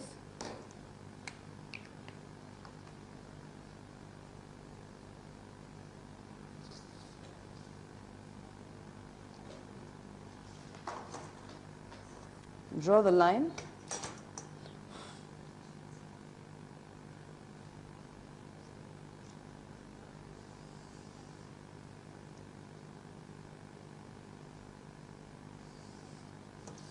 Okay, I'll now measure out the 8½ inches.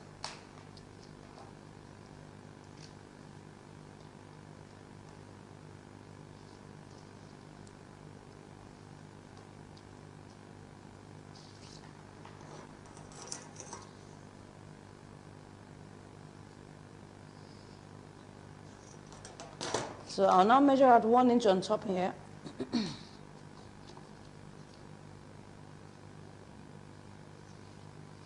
Now check where my 1/3 lands. That's my 1/3 here. So after that, I will now curve it.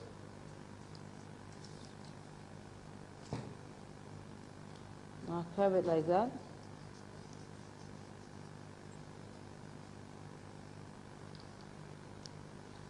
Now measure my 1 inch here.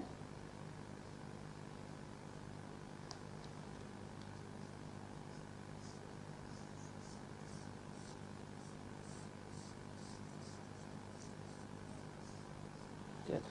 So we'll now check this measurement to be sure that this will give us,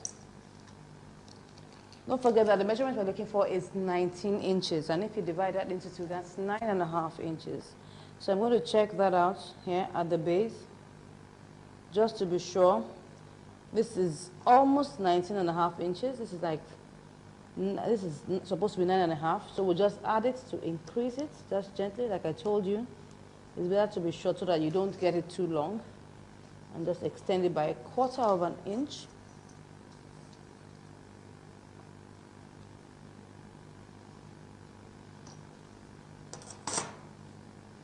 Okay, so let's check it again.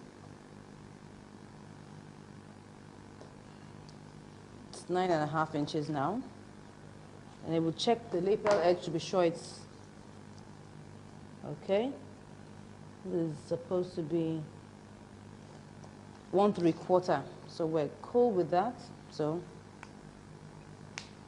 you pin it in place and cut it out.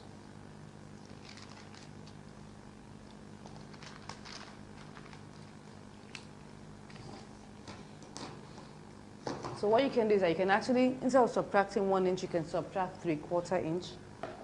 That means that you cut out a piece that's 8/3 inch. That will give you 8/3 inch.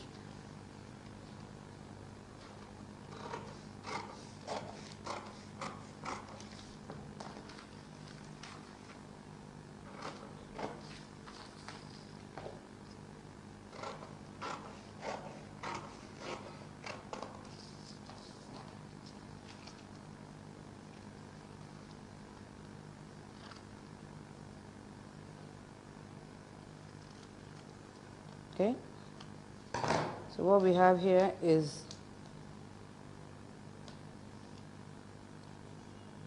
Yeah, 9.5. So I'm going to cut out this piece with, I'm going to use it to cut out my collar stain.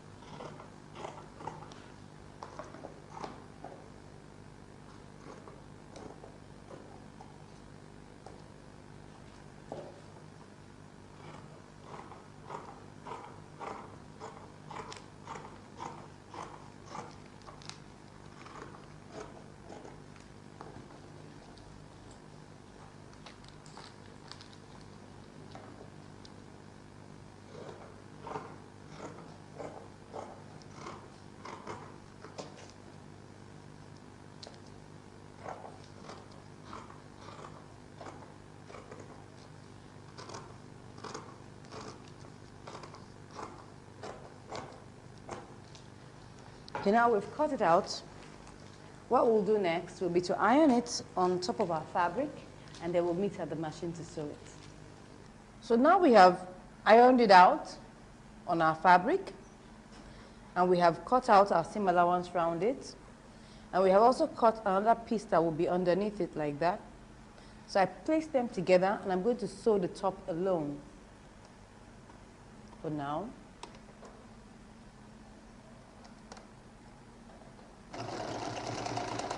I'll make sure that I sew a little bit away from the collar, to just slightly away, like 1 millimeter away from it.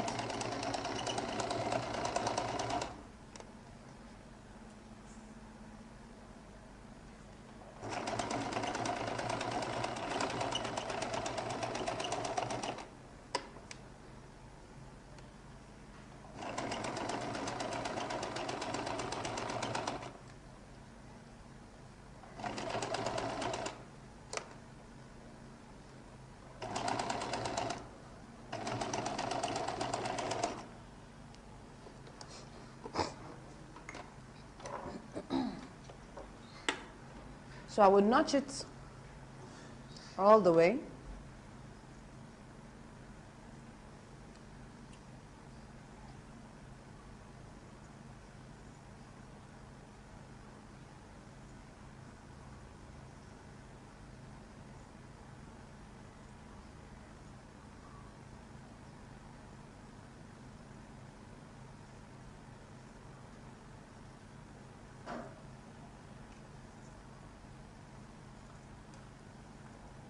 Okay,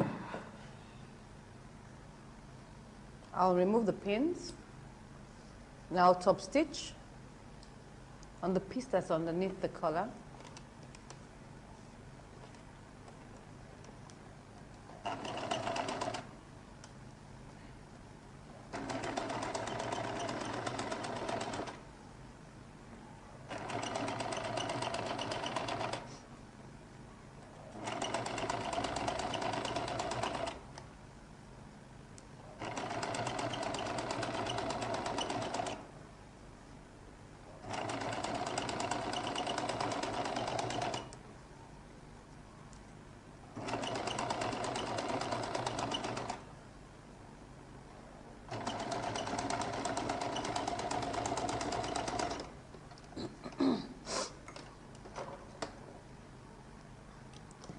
So I just cut that off there.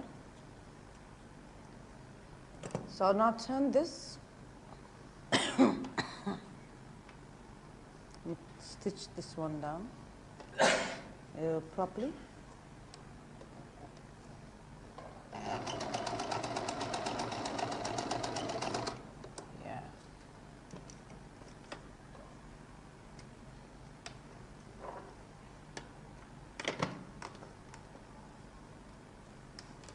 So now take this part and turn it down this way and sew off this place. You can see that it's already been sewn down here. You can see that here. So now sew this place. That's the edge of the collar.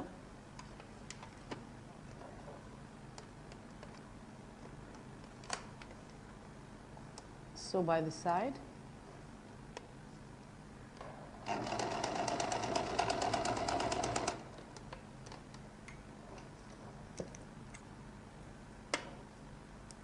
Remove the excess.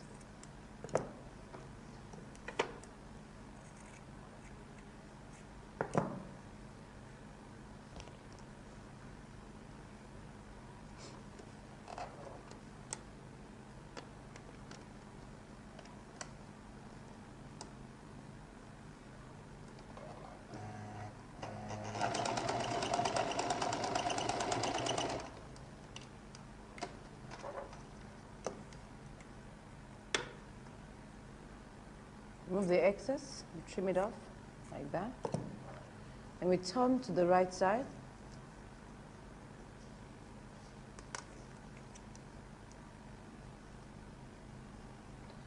Use the edge of your scissors. Oops, I did that too much, so I have to stitch that back. That's what happens if you poke it out too much. So, yeah. So I have to be gentler when I'm doing that the next time. Just turn it gently. You can use your finger. There's another way to just do that, and then you get it out that way.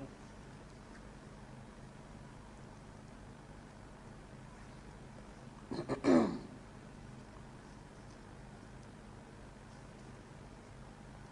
you see that?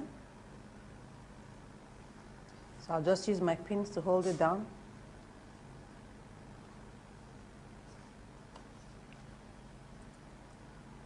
You can actually tack that if you want, or iron it out before pinning it.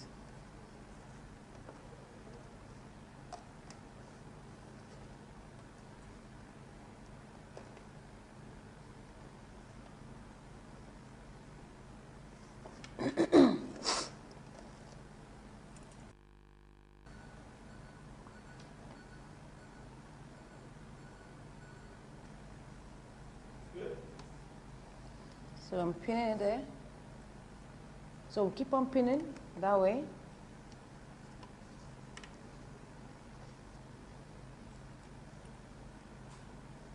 This is to keep the this is to keep the collar in place.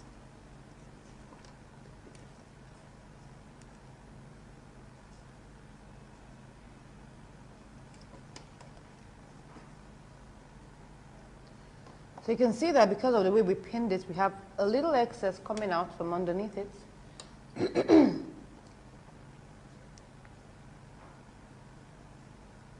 Good. So I'll trim that little excess off. That's a slight excess. It's not so much.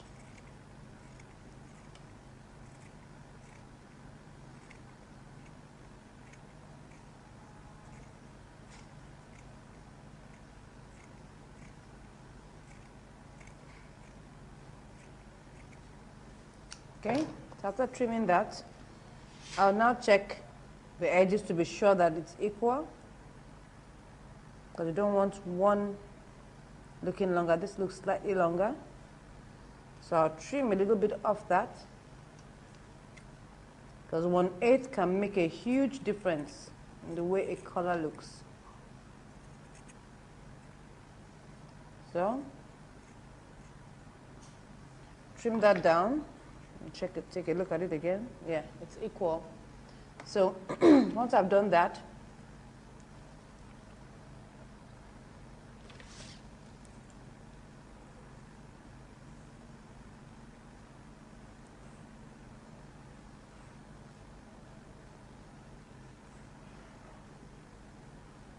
okay, that's giving us what we want.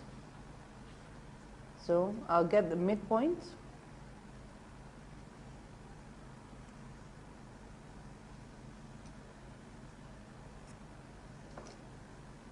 So this place I have notched now is my midpoint.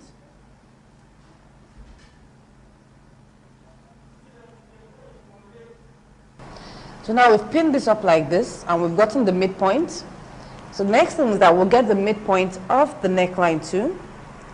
Well, most times we always assume that the line at the back should be the midpoint, but you know, at times due to a lot of shifting and sewing and stuff like that, may not necessarily be the midpoints.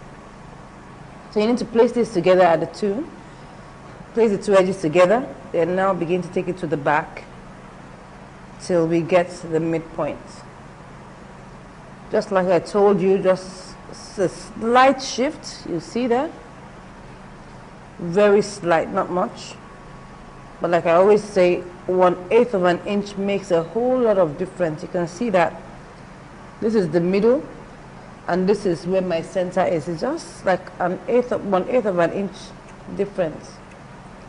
So I need to use that point as my midpoint. You can see that this is where my notch rests, just like 1/8 away. It doesn't matter. Just ensure that you get it as accurate as possible. So I'm going to turn the jacket back to the wrong side because of the way we're going to sew it. We need to sew it. We need to insert the collar and sew it in. So we'll turn it back to the right side, to the wrong side.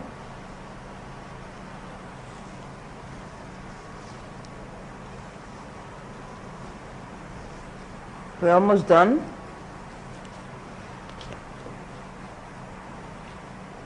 So this is my midpoint here. I have marked. You can see it here.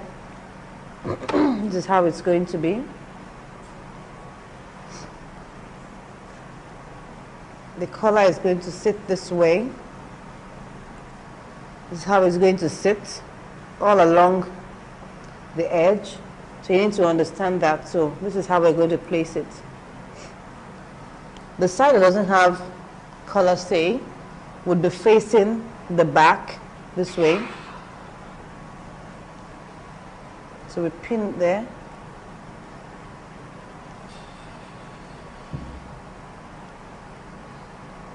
So once we pin the middle, we now begin to pin it all the way to the sides.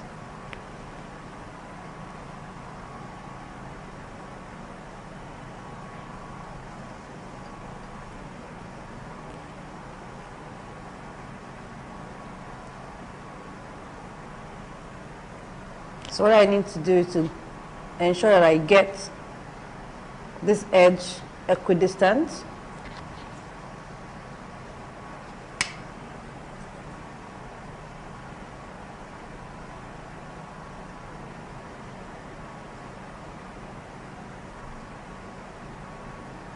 Okay, I'm just trying to ensure that it comes out equal by the time I finish sewing it. So I pin it in place to be sure. I'm trying to get from this edge 1/3 of an inch. I'm getting from here, I've got my 1/3 here. So I go right away to ensure the same at the other side.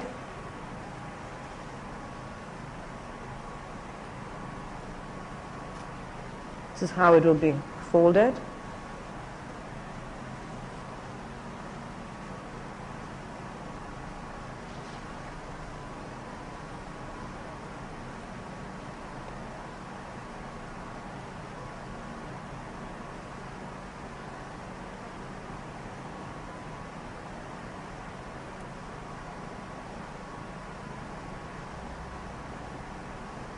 Okay.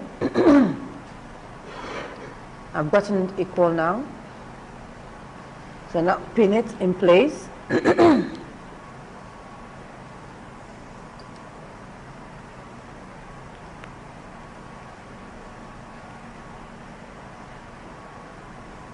For whatever you're doing, equidistance is very important because you don't want one side looking bigger than the other side. That won't look professional enough. So now I'm going to stitch it down first, so that I can remove all the pins and then pin it back.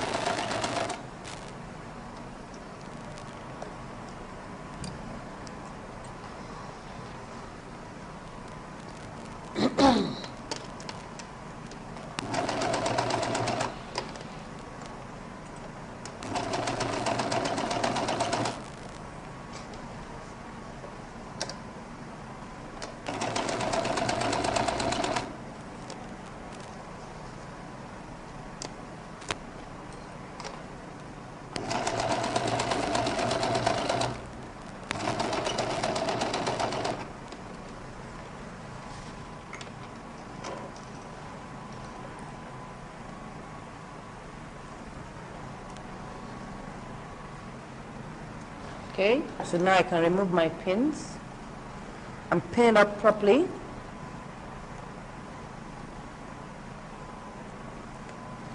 So now take all these edges and pin them up properly.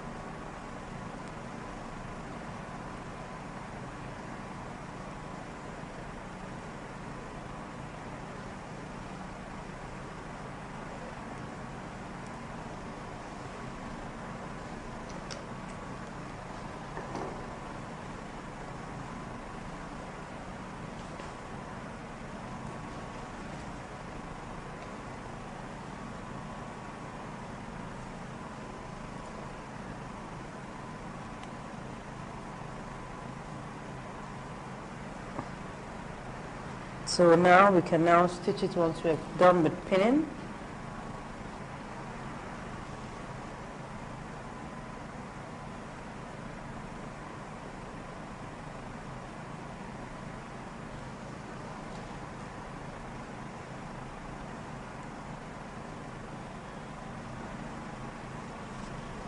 So I will now pinch this, pin it in place.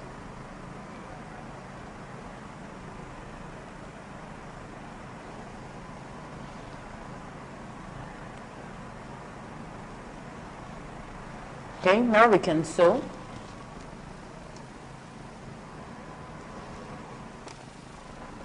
I'm going to stitch 1/4 of an inch.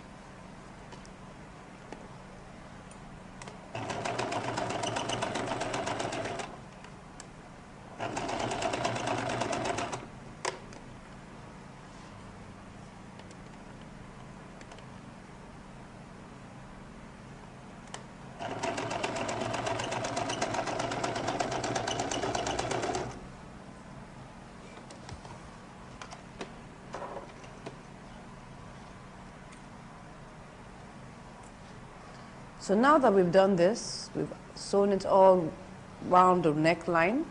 We'll remove the excess that's there. Remove the excess, the bulk, and then we will notch it all through the neckline.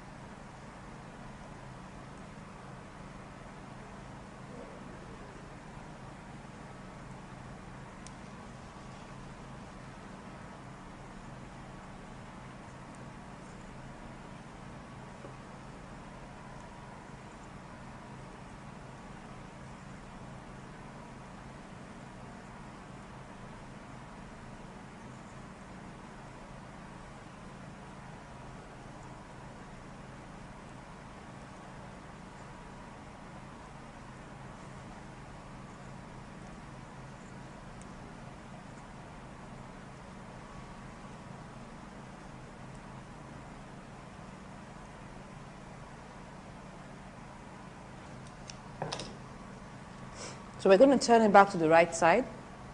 We're going to turn it through our armhole.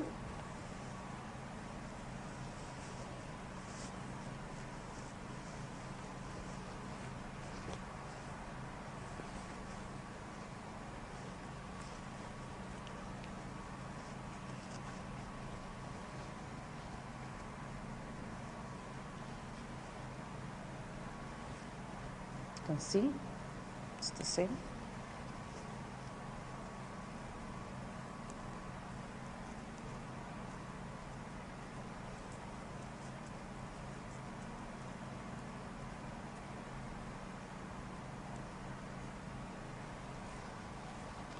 So we have sewn the edges now. You can see the distance. They need to be the same.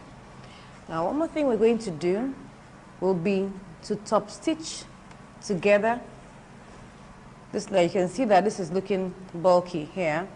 Not really bulky, just that it's moving and shifting. So we need to top stitch it down so that it doesn't move around and it rests well. So I'm going to pull it very well. I'm top stitching both layers together. That's the body and the lining. So I'll pin that there. I'll start from like 1.5 inches from the edge of the shoulder and end like 1.5 inches after the edge of the shoulder.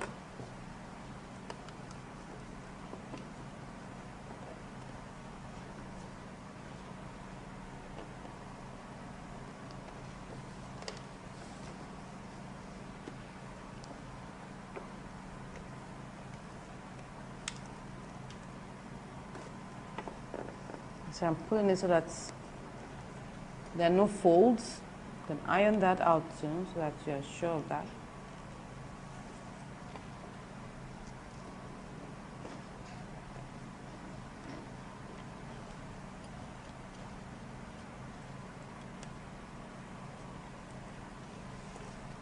So I'll start like 1.5 inches before the shoulder here. Let me make it 2 inches.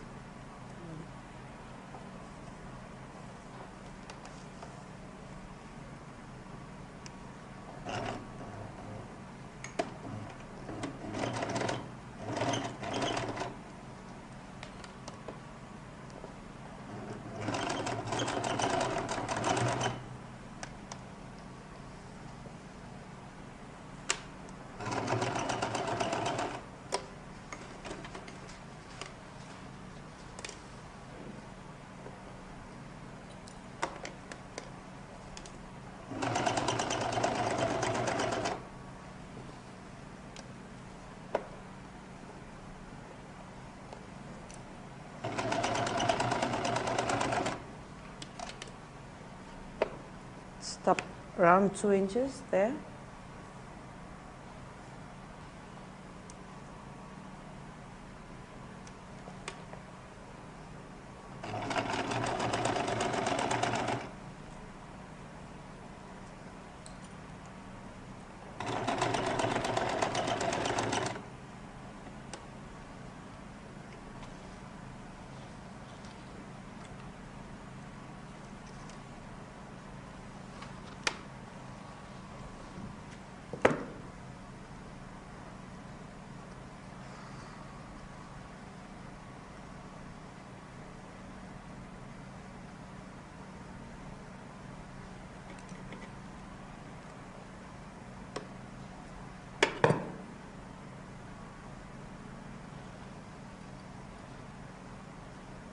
So moving all the excess threads around there.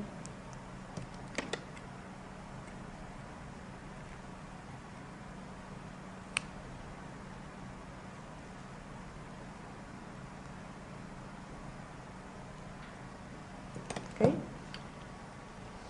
So now we've sewn it right now.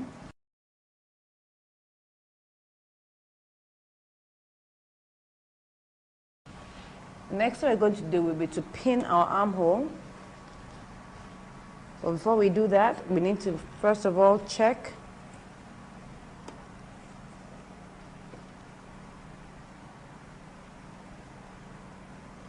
to trim off a little.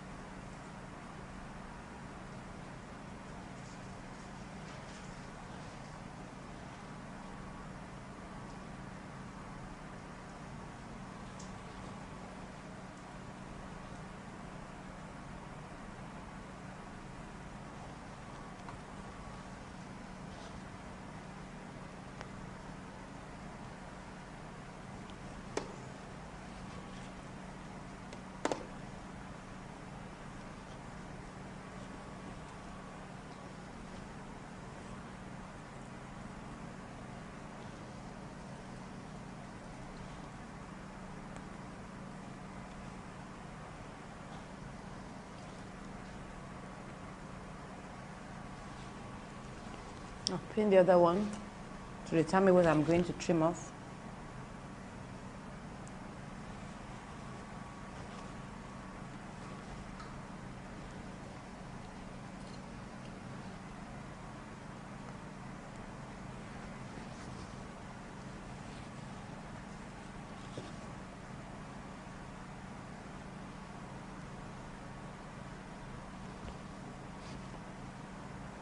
Now that's going to, we need to trim off a little there.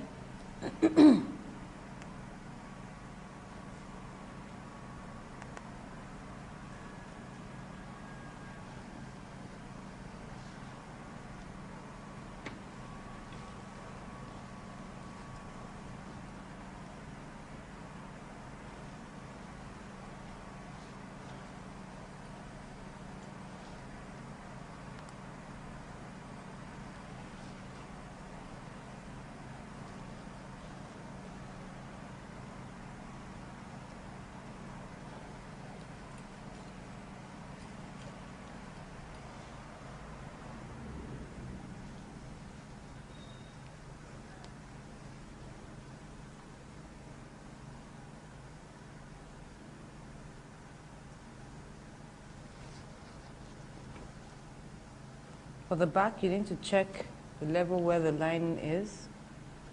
Make sure that one is not shorter than the other.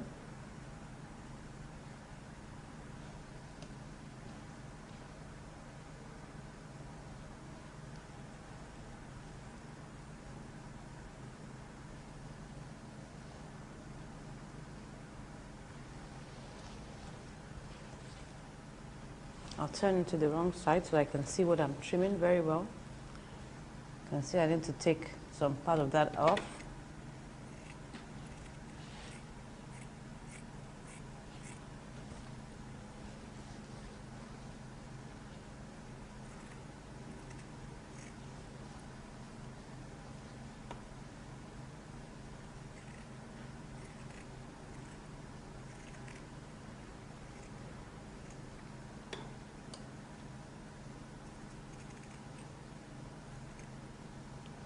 So I'll check the back.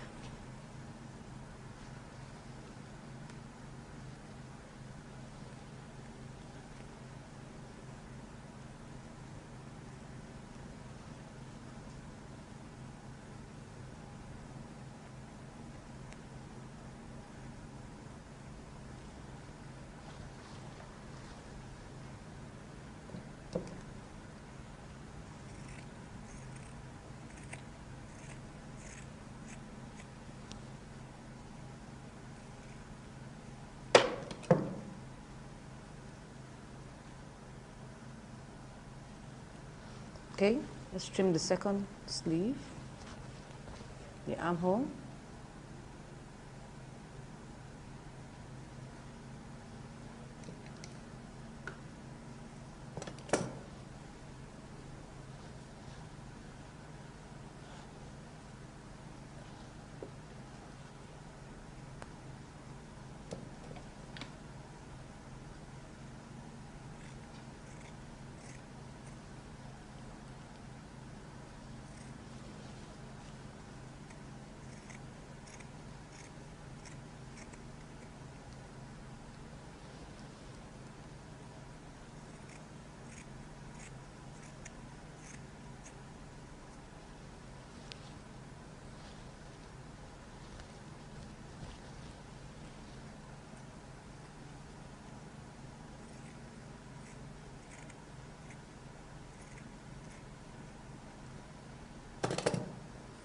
Okay, so we've trimmed it now. The two sleeves are identical.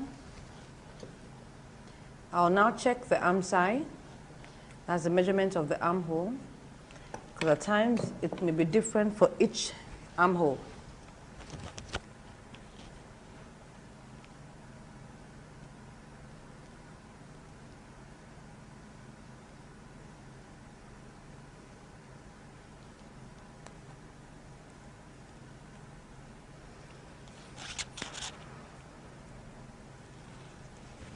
So start from the armhole here, from the armpit region.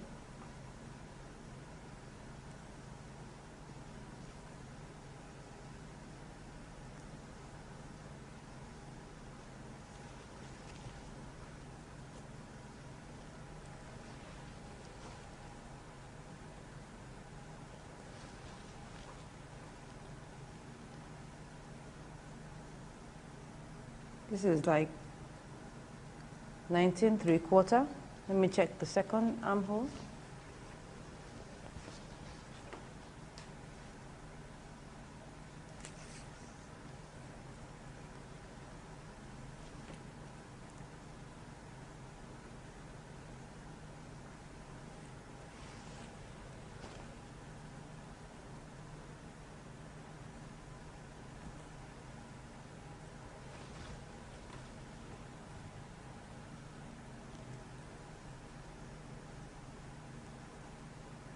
I have almost about the same thing, but this is like 19½.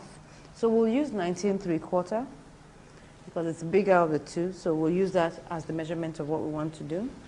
I'll pick my sleeves, put that here, and shoulder pad.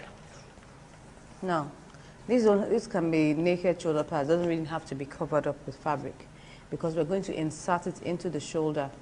So I'm going to trim it around. I don't need it to be too big, I just need it to be small.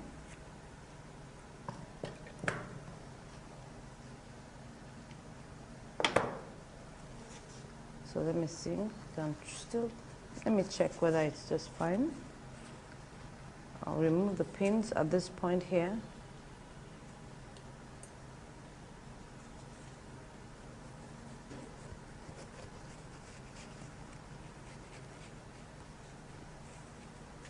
Okay, I think it's just fine.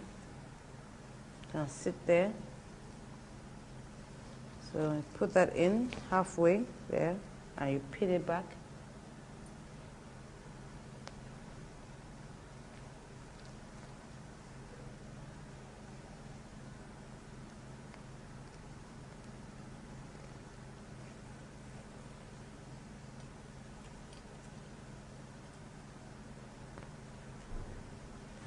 Pin my shoulder pad here. I'll put it on the other side.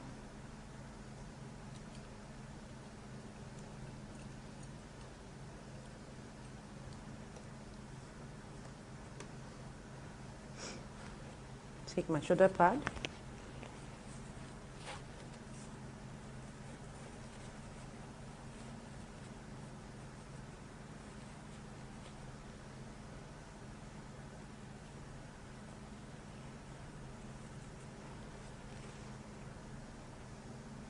Pin it back.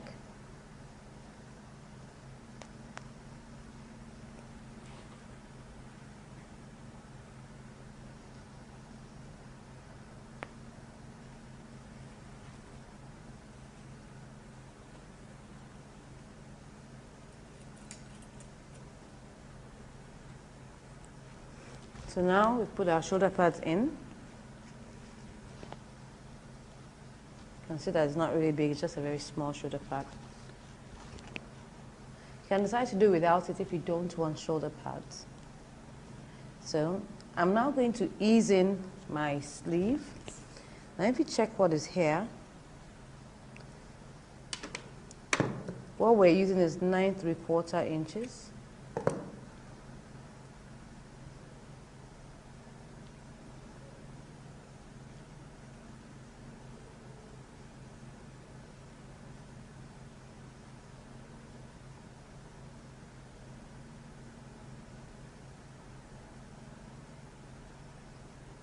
Now we have a little excess here. We're going to ease that in. So I'm going to start by running a few gather stitches. I'm not going to stitch my lining together with it yet. I'll just start from somewhere here.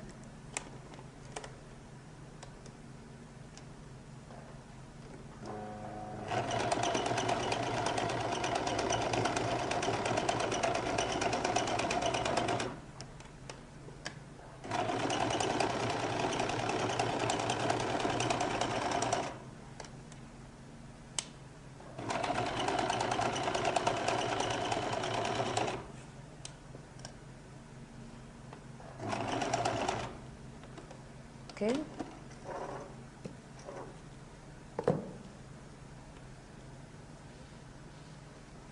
Do the same on the other side.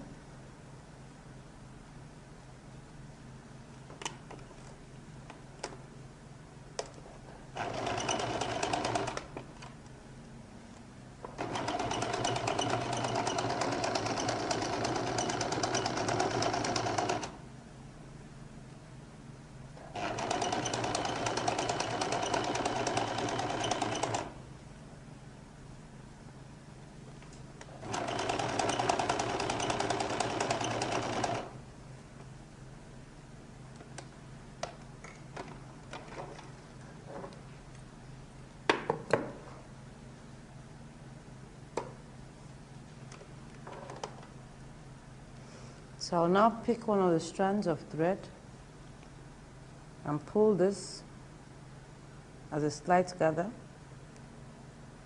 just slight, not much. You can see, you can barely see it.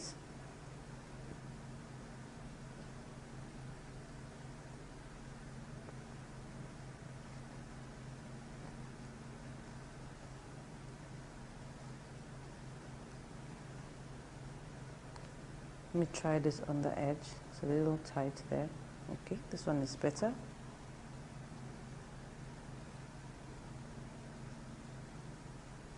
can see, you can hardly see the gathers. It's just something that gives it a slight ease.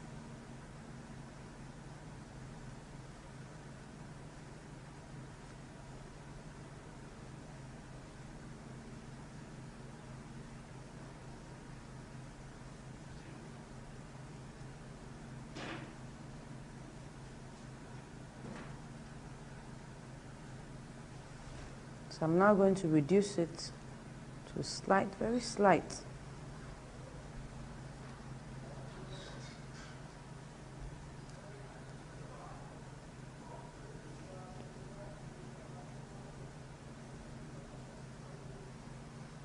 I'm going to measure around till I get 19¾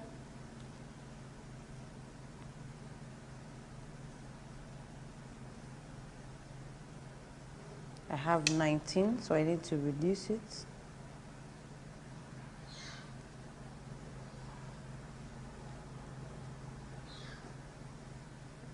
Just to give it that, you know, can you see that very slight puff? It's called easing in.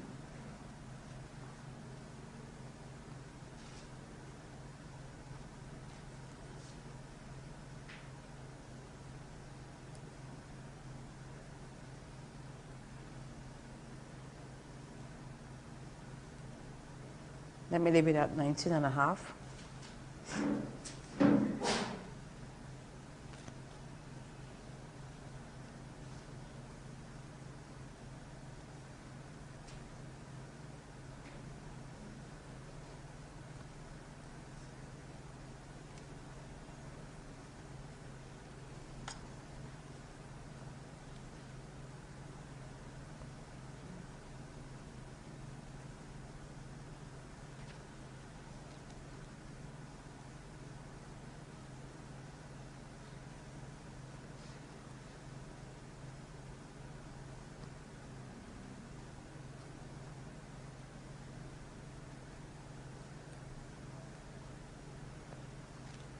So now I'm going to pull this and check.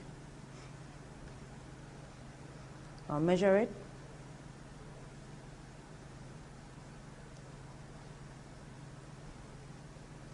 You can see I'm placing my tape rule on the line of sewing. What I have is almost 19½, so I'll just release it gently.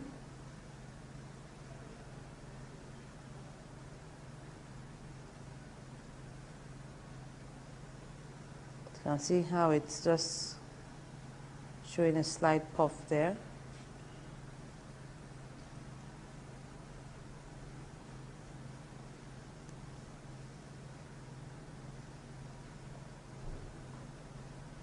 No, I'll leave it at that. Okay. I'll now pick my body, the body of the jacket, fold it to the wrong side, take my sleeve.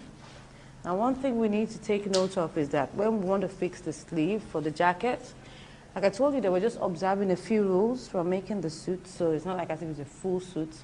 One of the things that you notice when you're wearing a jacket is that the sleeves are tilted forward gently. So to just try to achieve that, we're going to move the point of our shoulder like ½ an inch backwards, so that by the time I fix my sleeve, I have my hand moving gently like this. That's just the whole idea. So I'm going to place, instead of using this as the center, I would place it ½ inch backwards, so that my sleeve will tilt gently to the front. So this is the point I'll use. I'll start pinning my sleeve there.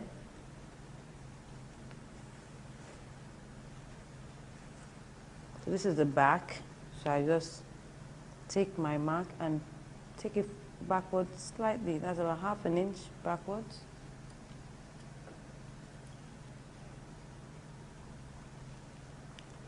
So once I've pinned that, I can now begin to pin the other parts.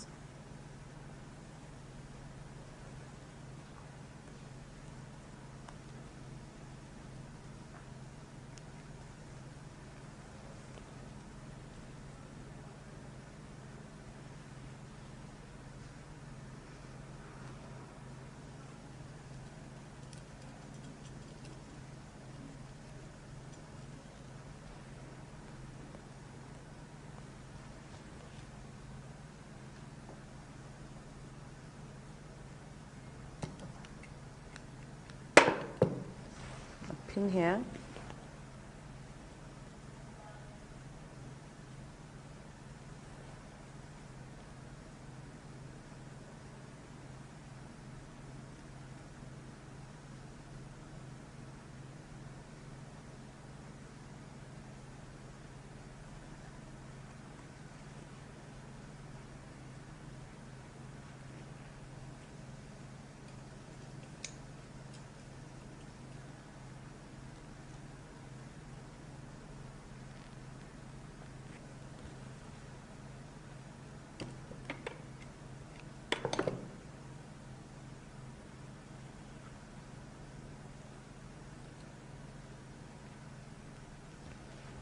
So you can see that it just fits snugly.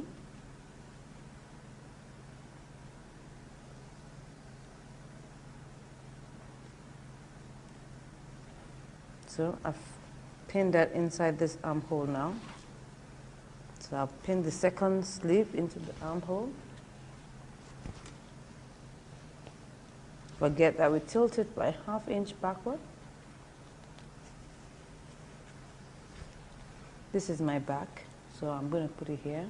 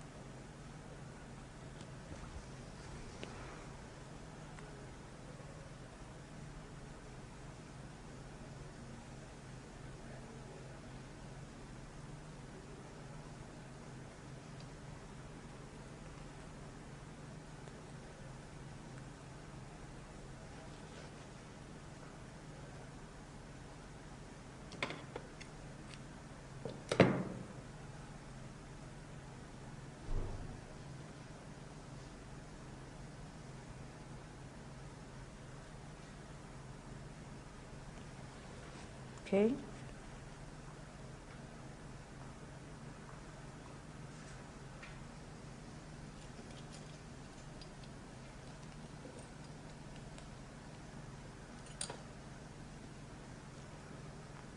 So I've pinned it now. I can begin to sew.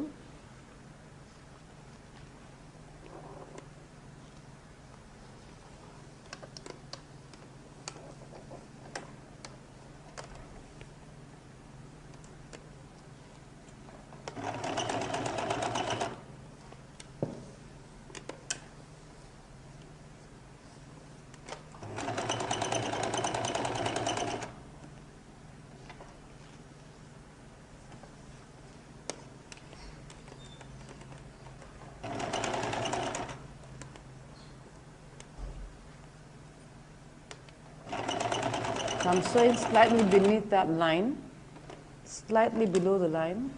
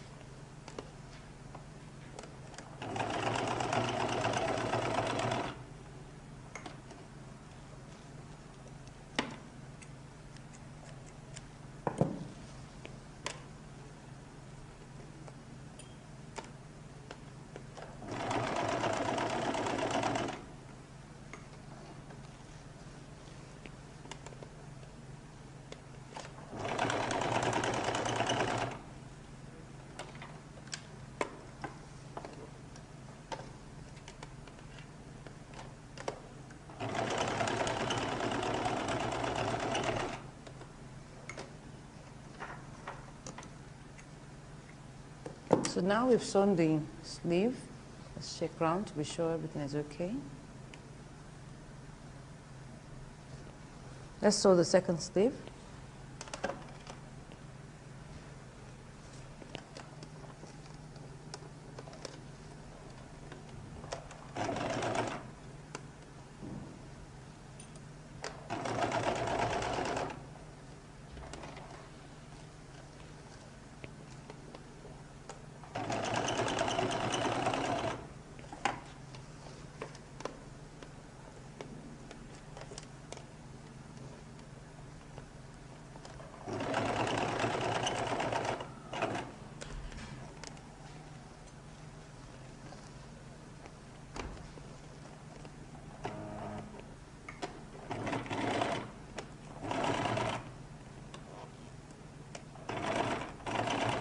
Be careful not to allow folds to, to take place as you're sewing.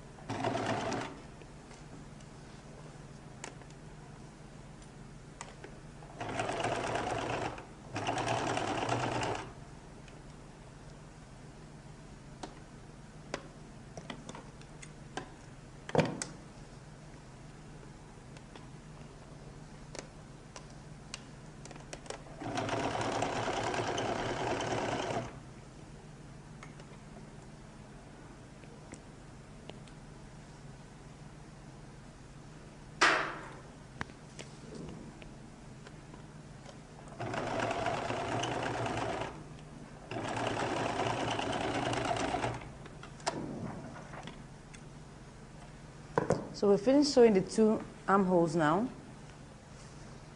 So we'll check it to see how it looks like.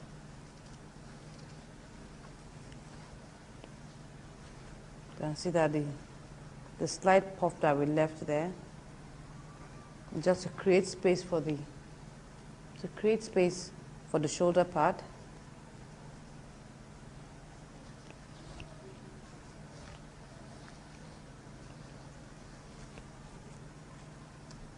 So remove the pins.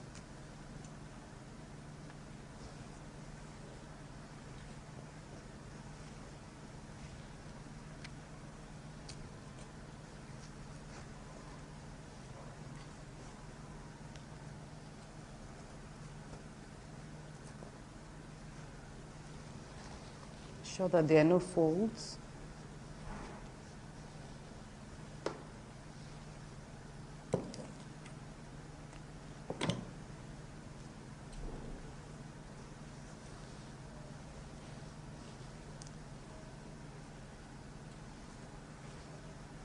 You can see how this just rounds up nicely. It's because we put the little easing in that we put in. That's what makes it just, look slightly rounded like that. So I'll just take this in, my lining, turn it back to the wrong side.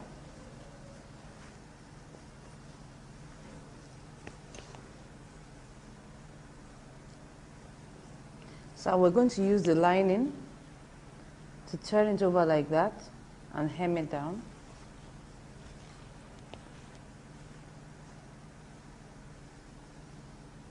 I'm going to start with this point here. Remember that we have moved it 1/2 inch backwards.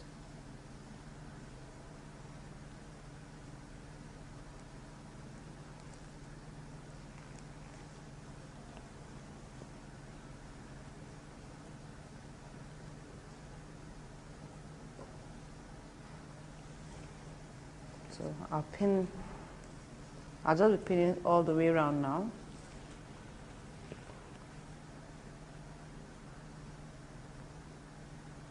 Don't forget that we eased it in gently, so we may need to pleat at a few points. Just put this two like that and pin it down, just to create some fullness at that point.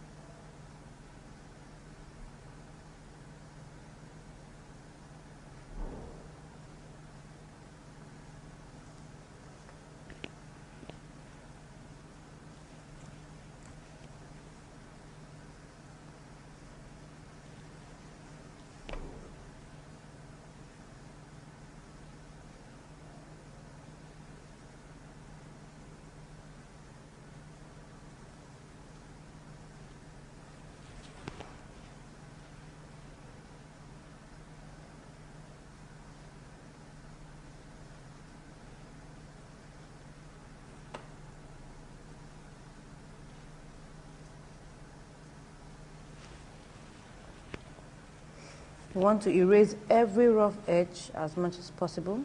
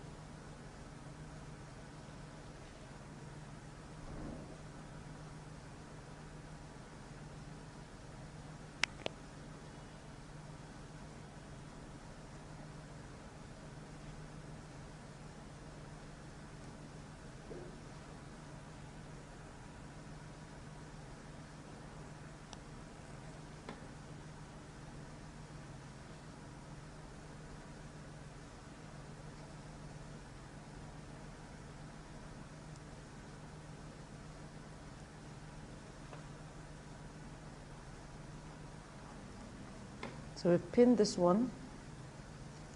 Let's pin the second side.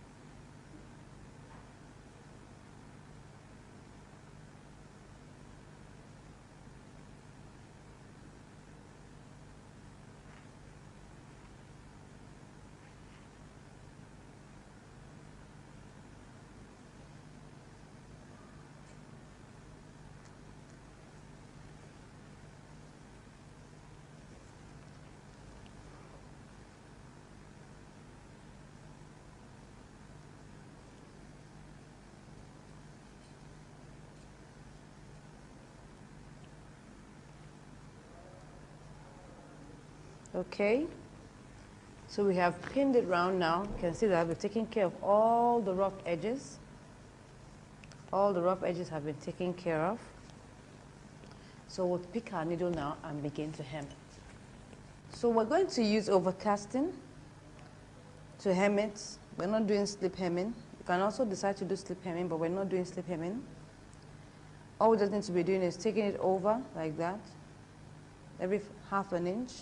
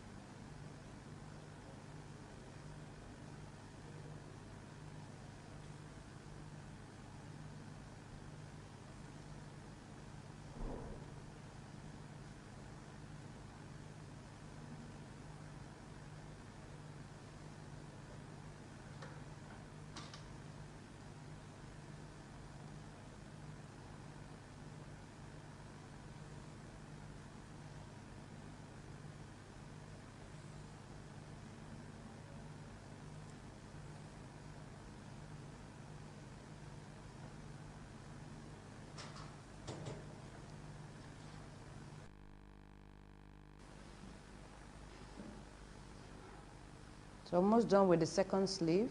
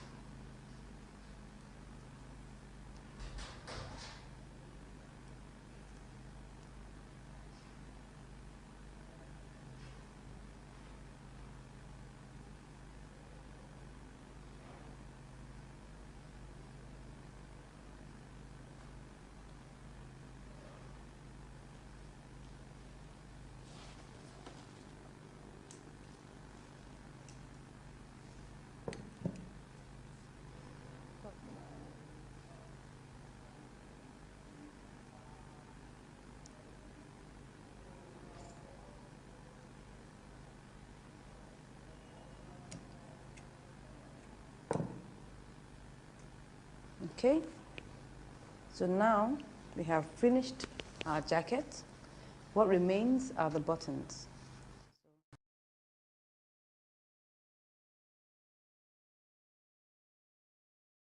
We're going to mark out the positions of our buttons. We can put this here and do that. Since there are not many buttons anyway, so you can actually mark them here. Now, because this is a female outfit, it's going to be right over left. That means this is the right-hand side over the left. So I pin that here. I can get the position of my button. Now I'm using this lovely big button, very imposing button. I'm also going to put that here, sew it up here. You can see how it looks really cute. So I need to first of all measure out my button and know what the size is. You can see that this is like slightly above an inch, just about an inch. No, this is about 1/1/8, fine. So my buttonhole will be 1/1/8 plus another 1/8, and that will be 1/1/4. I'm going to use, it's a big button, so that means we need a bigger buttonhole. So I'm just going to do this because I only want to use like 2 or 3 buttons here. I get this pinned this way, make sure that this is equal.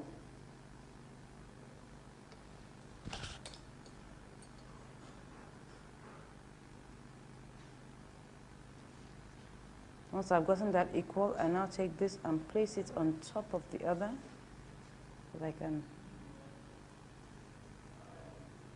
get it like that.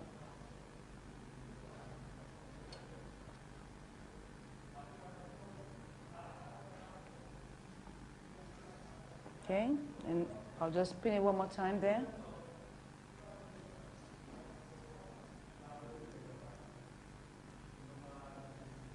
Okay, I'll now begin to mark out my my buttons. Let me put my first button here, about 1/4 of an inch. Let me see that. Put that here.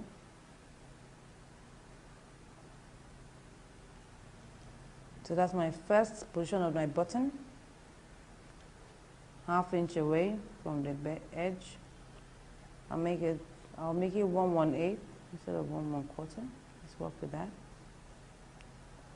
Next one, I will measure out 2 1/4 of an inch.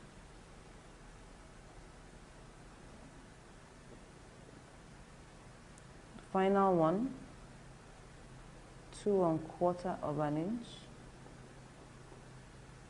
Good, 2 1/4 inches. I'll measure it like that.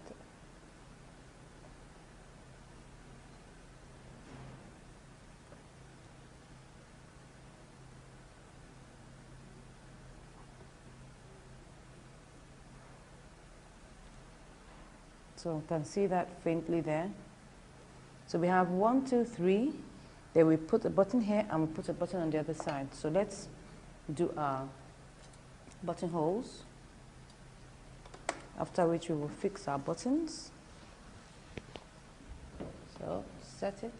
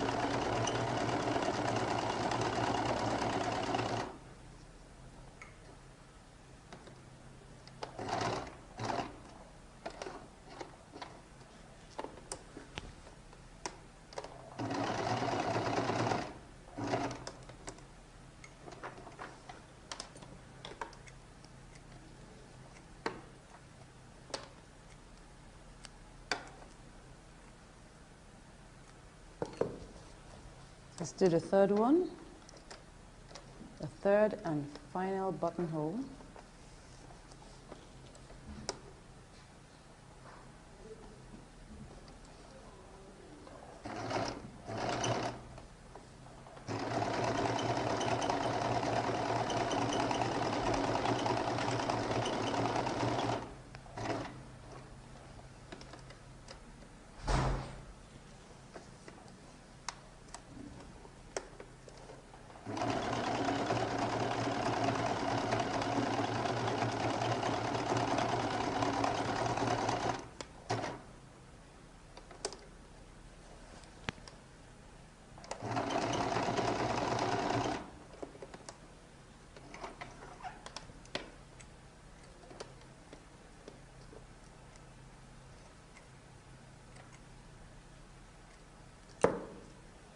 Okay, so we've done our 3 buttonholes. We'll now cut through it. Just match them like that.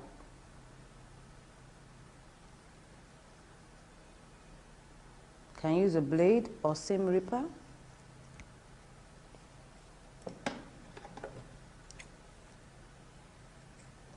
you cut a little. Now cut the rest.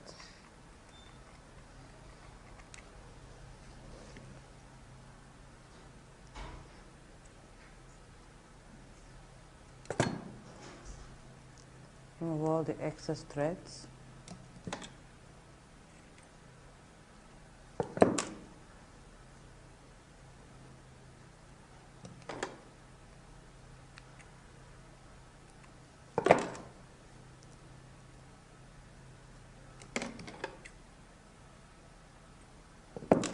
Okay, fine. Let's do the second one.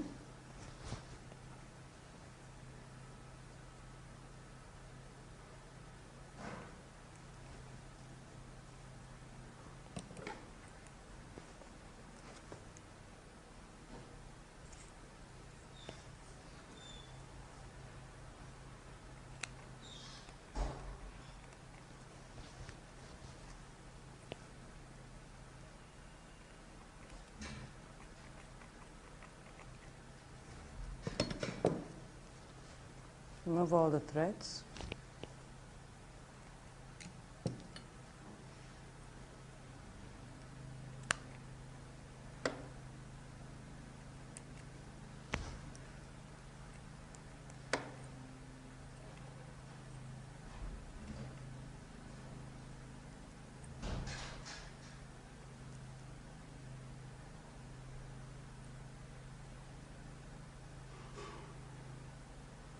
Because the fabric is a fraying type, so you need to get rid of all the excess threads, or else you won't really enjoy the buttonhole. Okay, done the second one.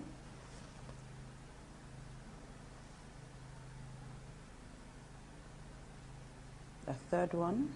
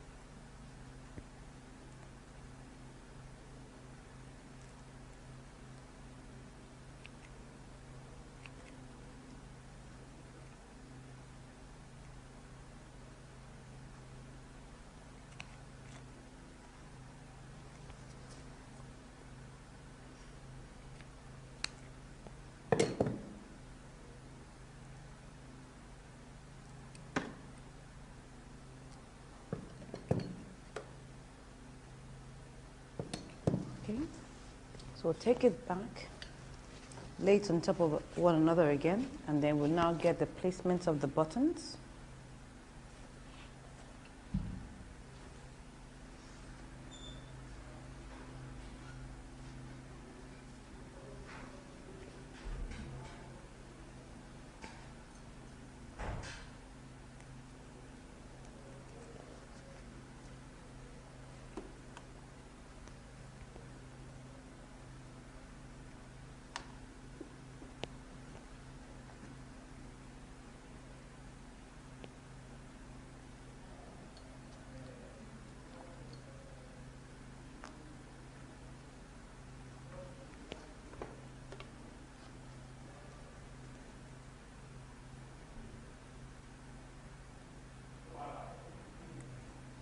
So I'll mark the position of the buttons.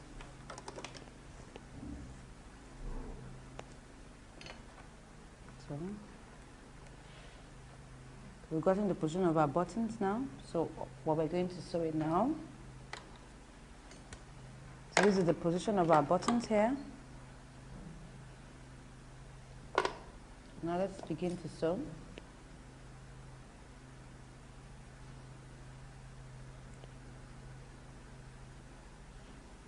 Now because we have a button that has 4 holes, we're going to sew in a cross direction. That means it's going to look like an X.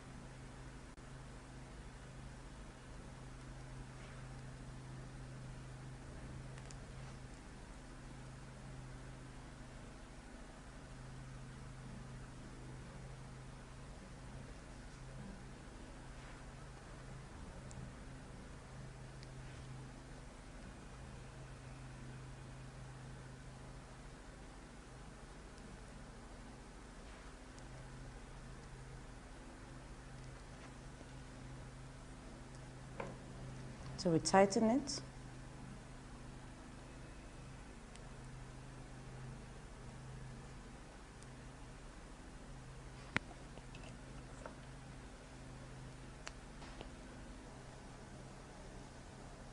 So we're on the last button now.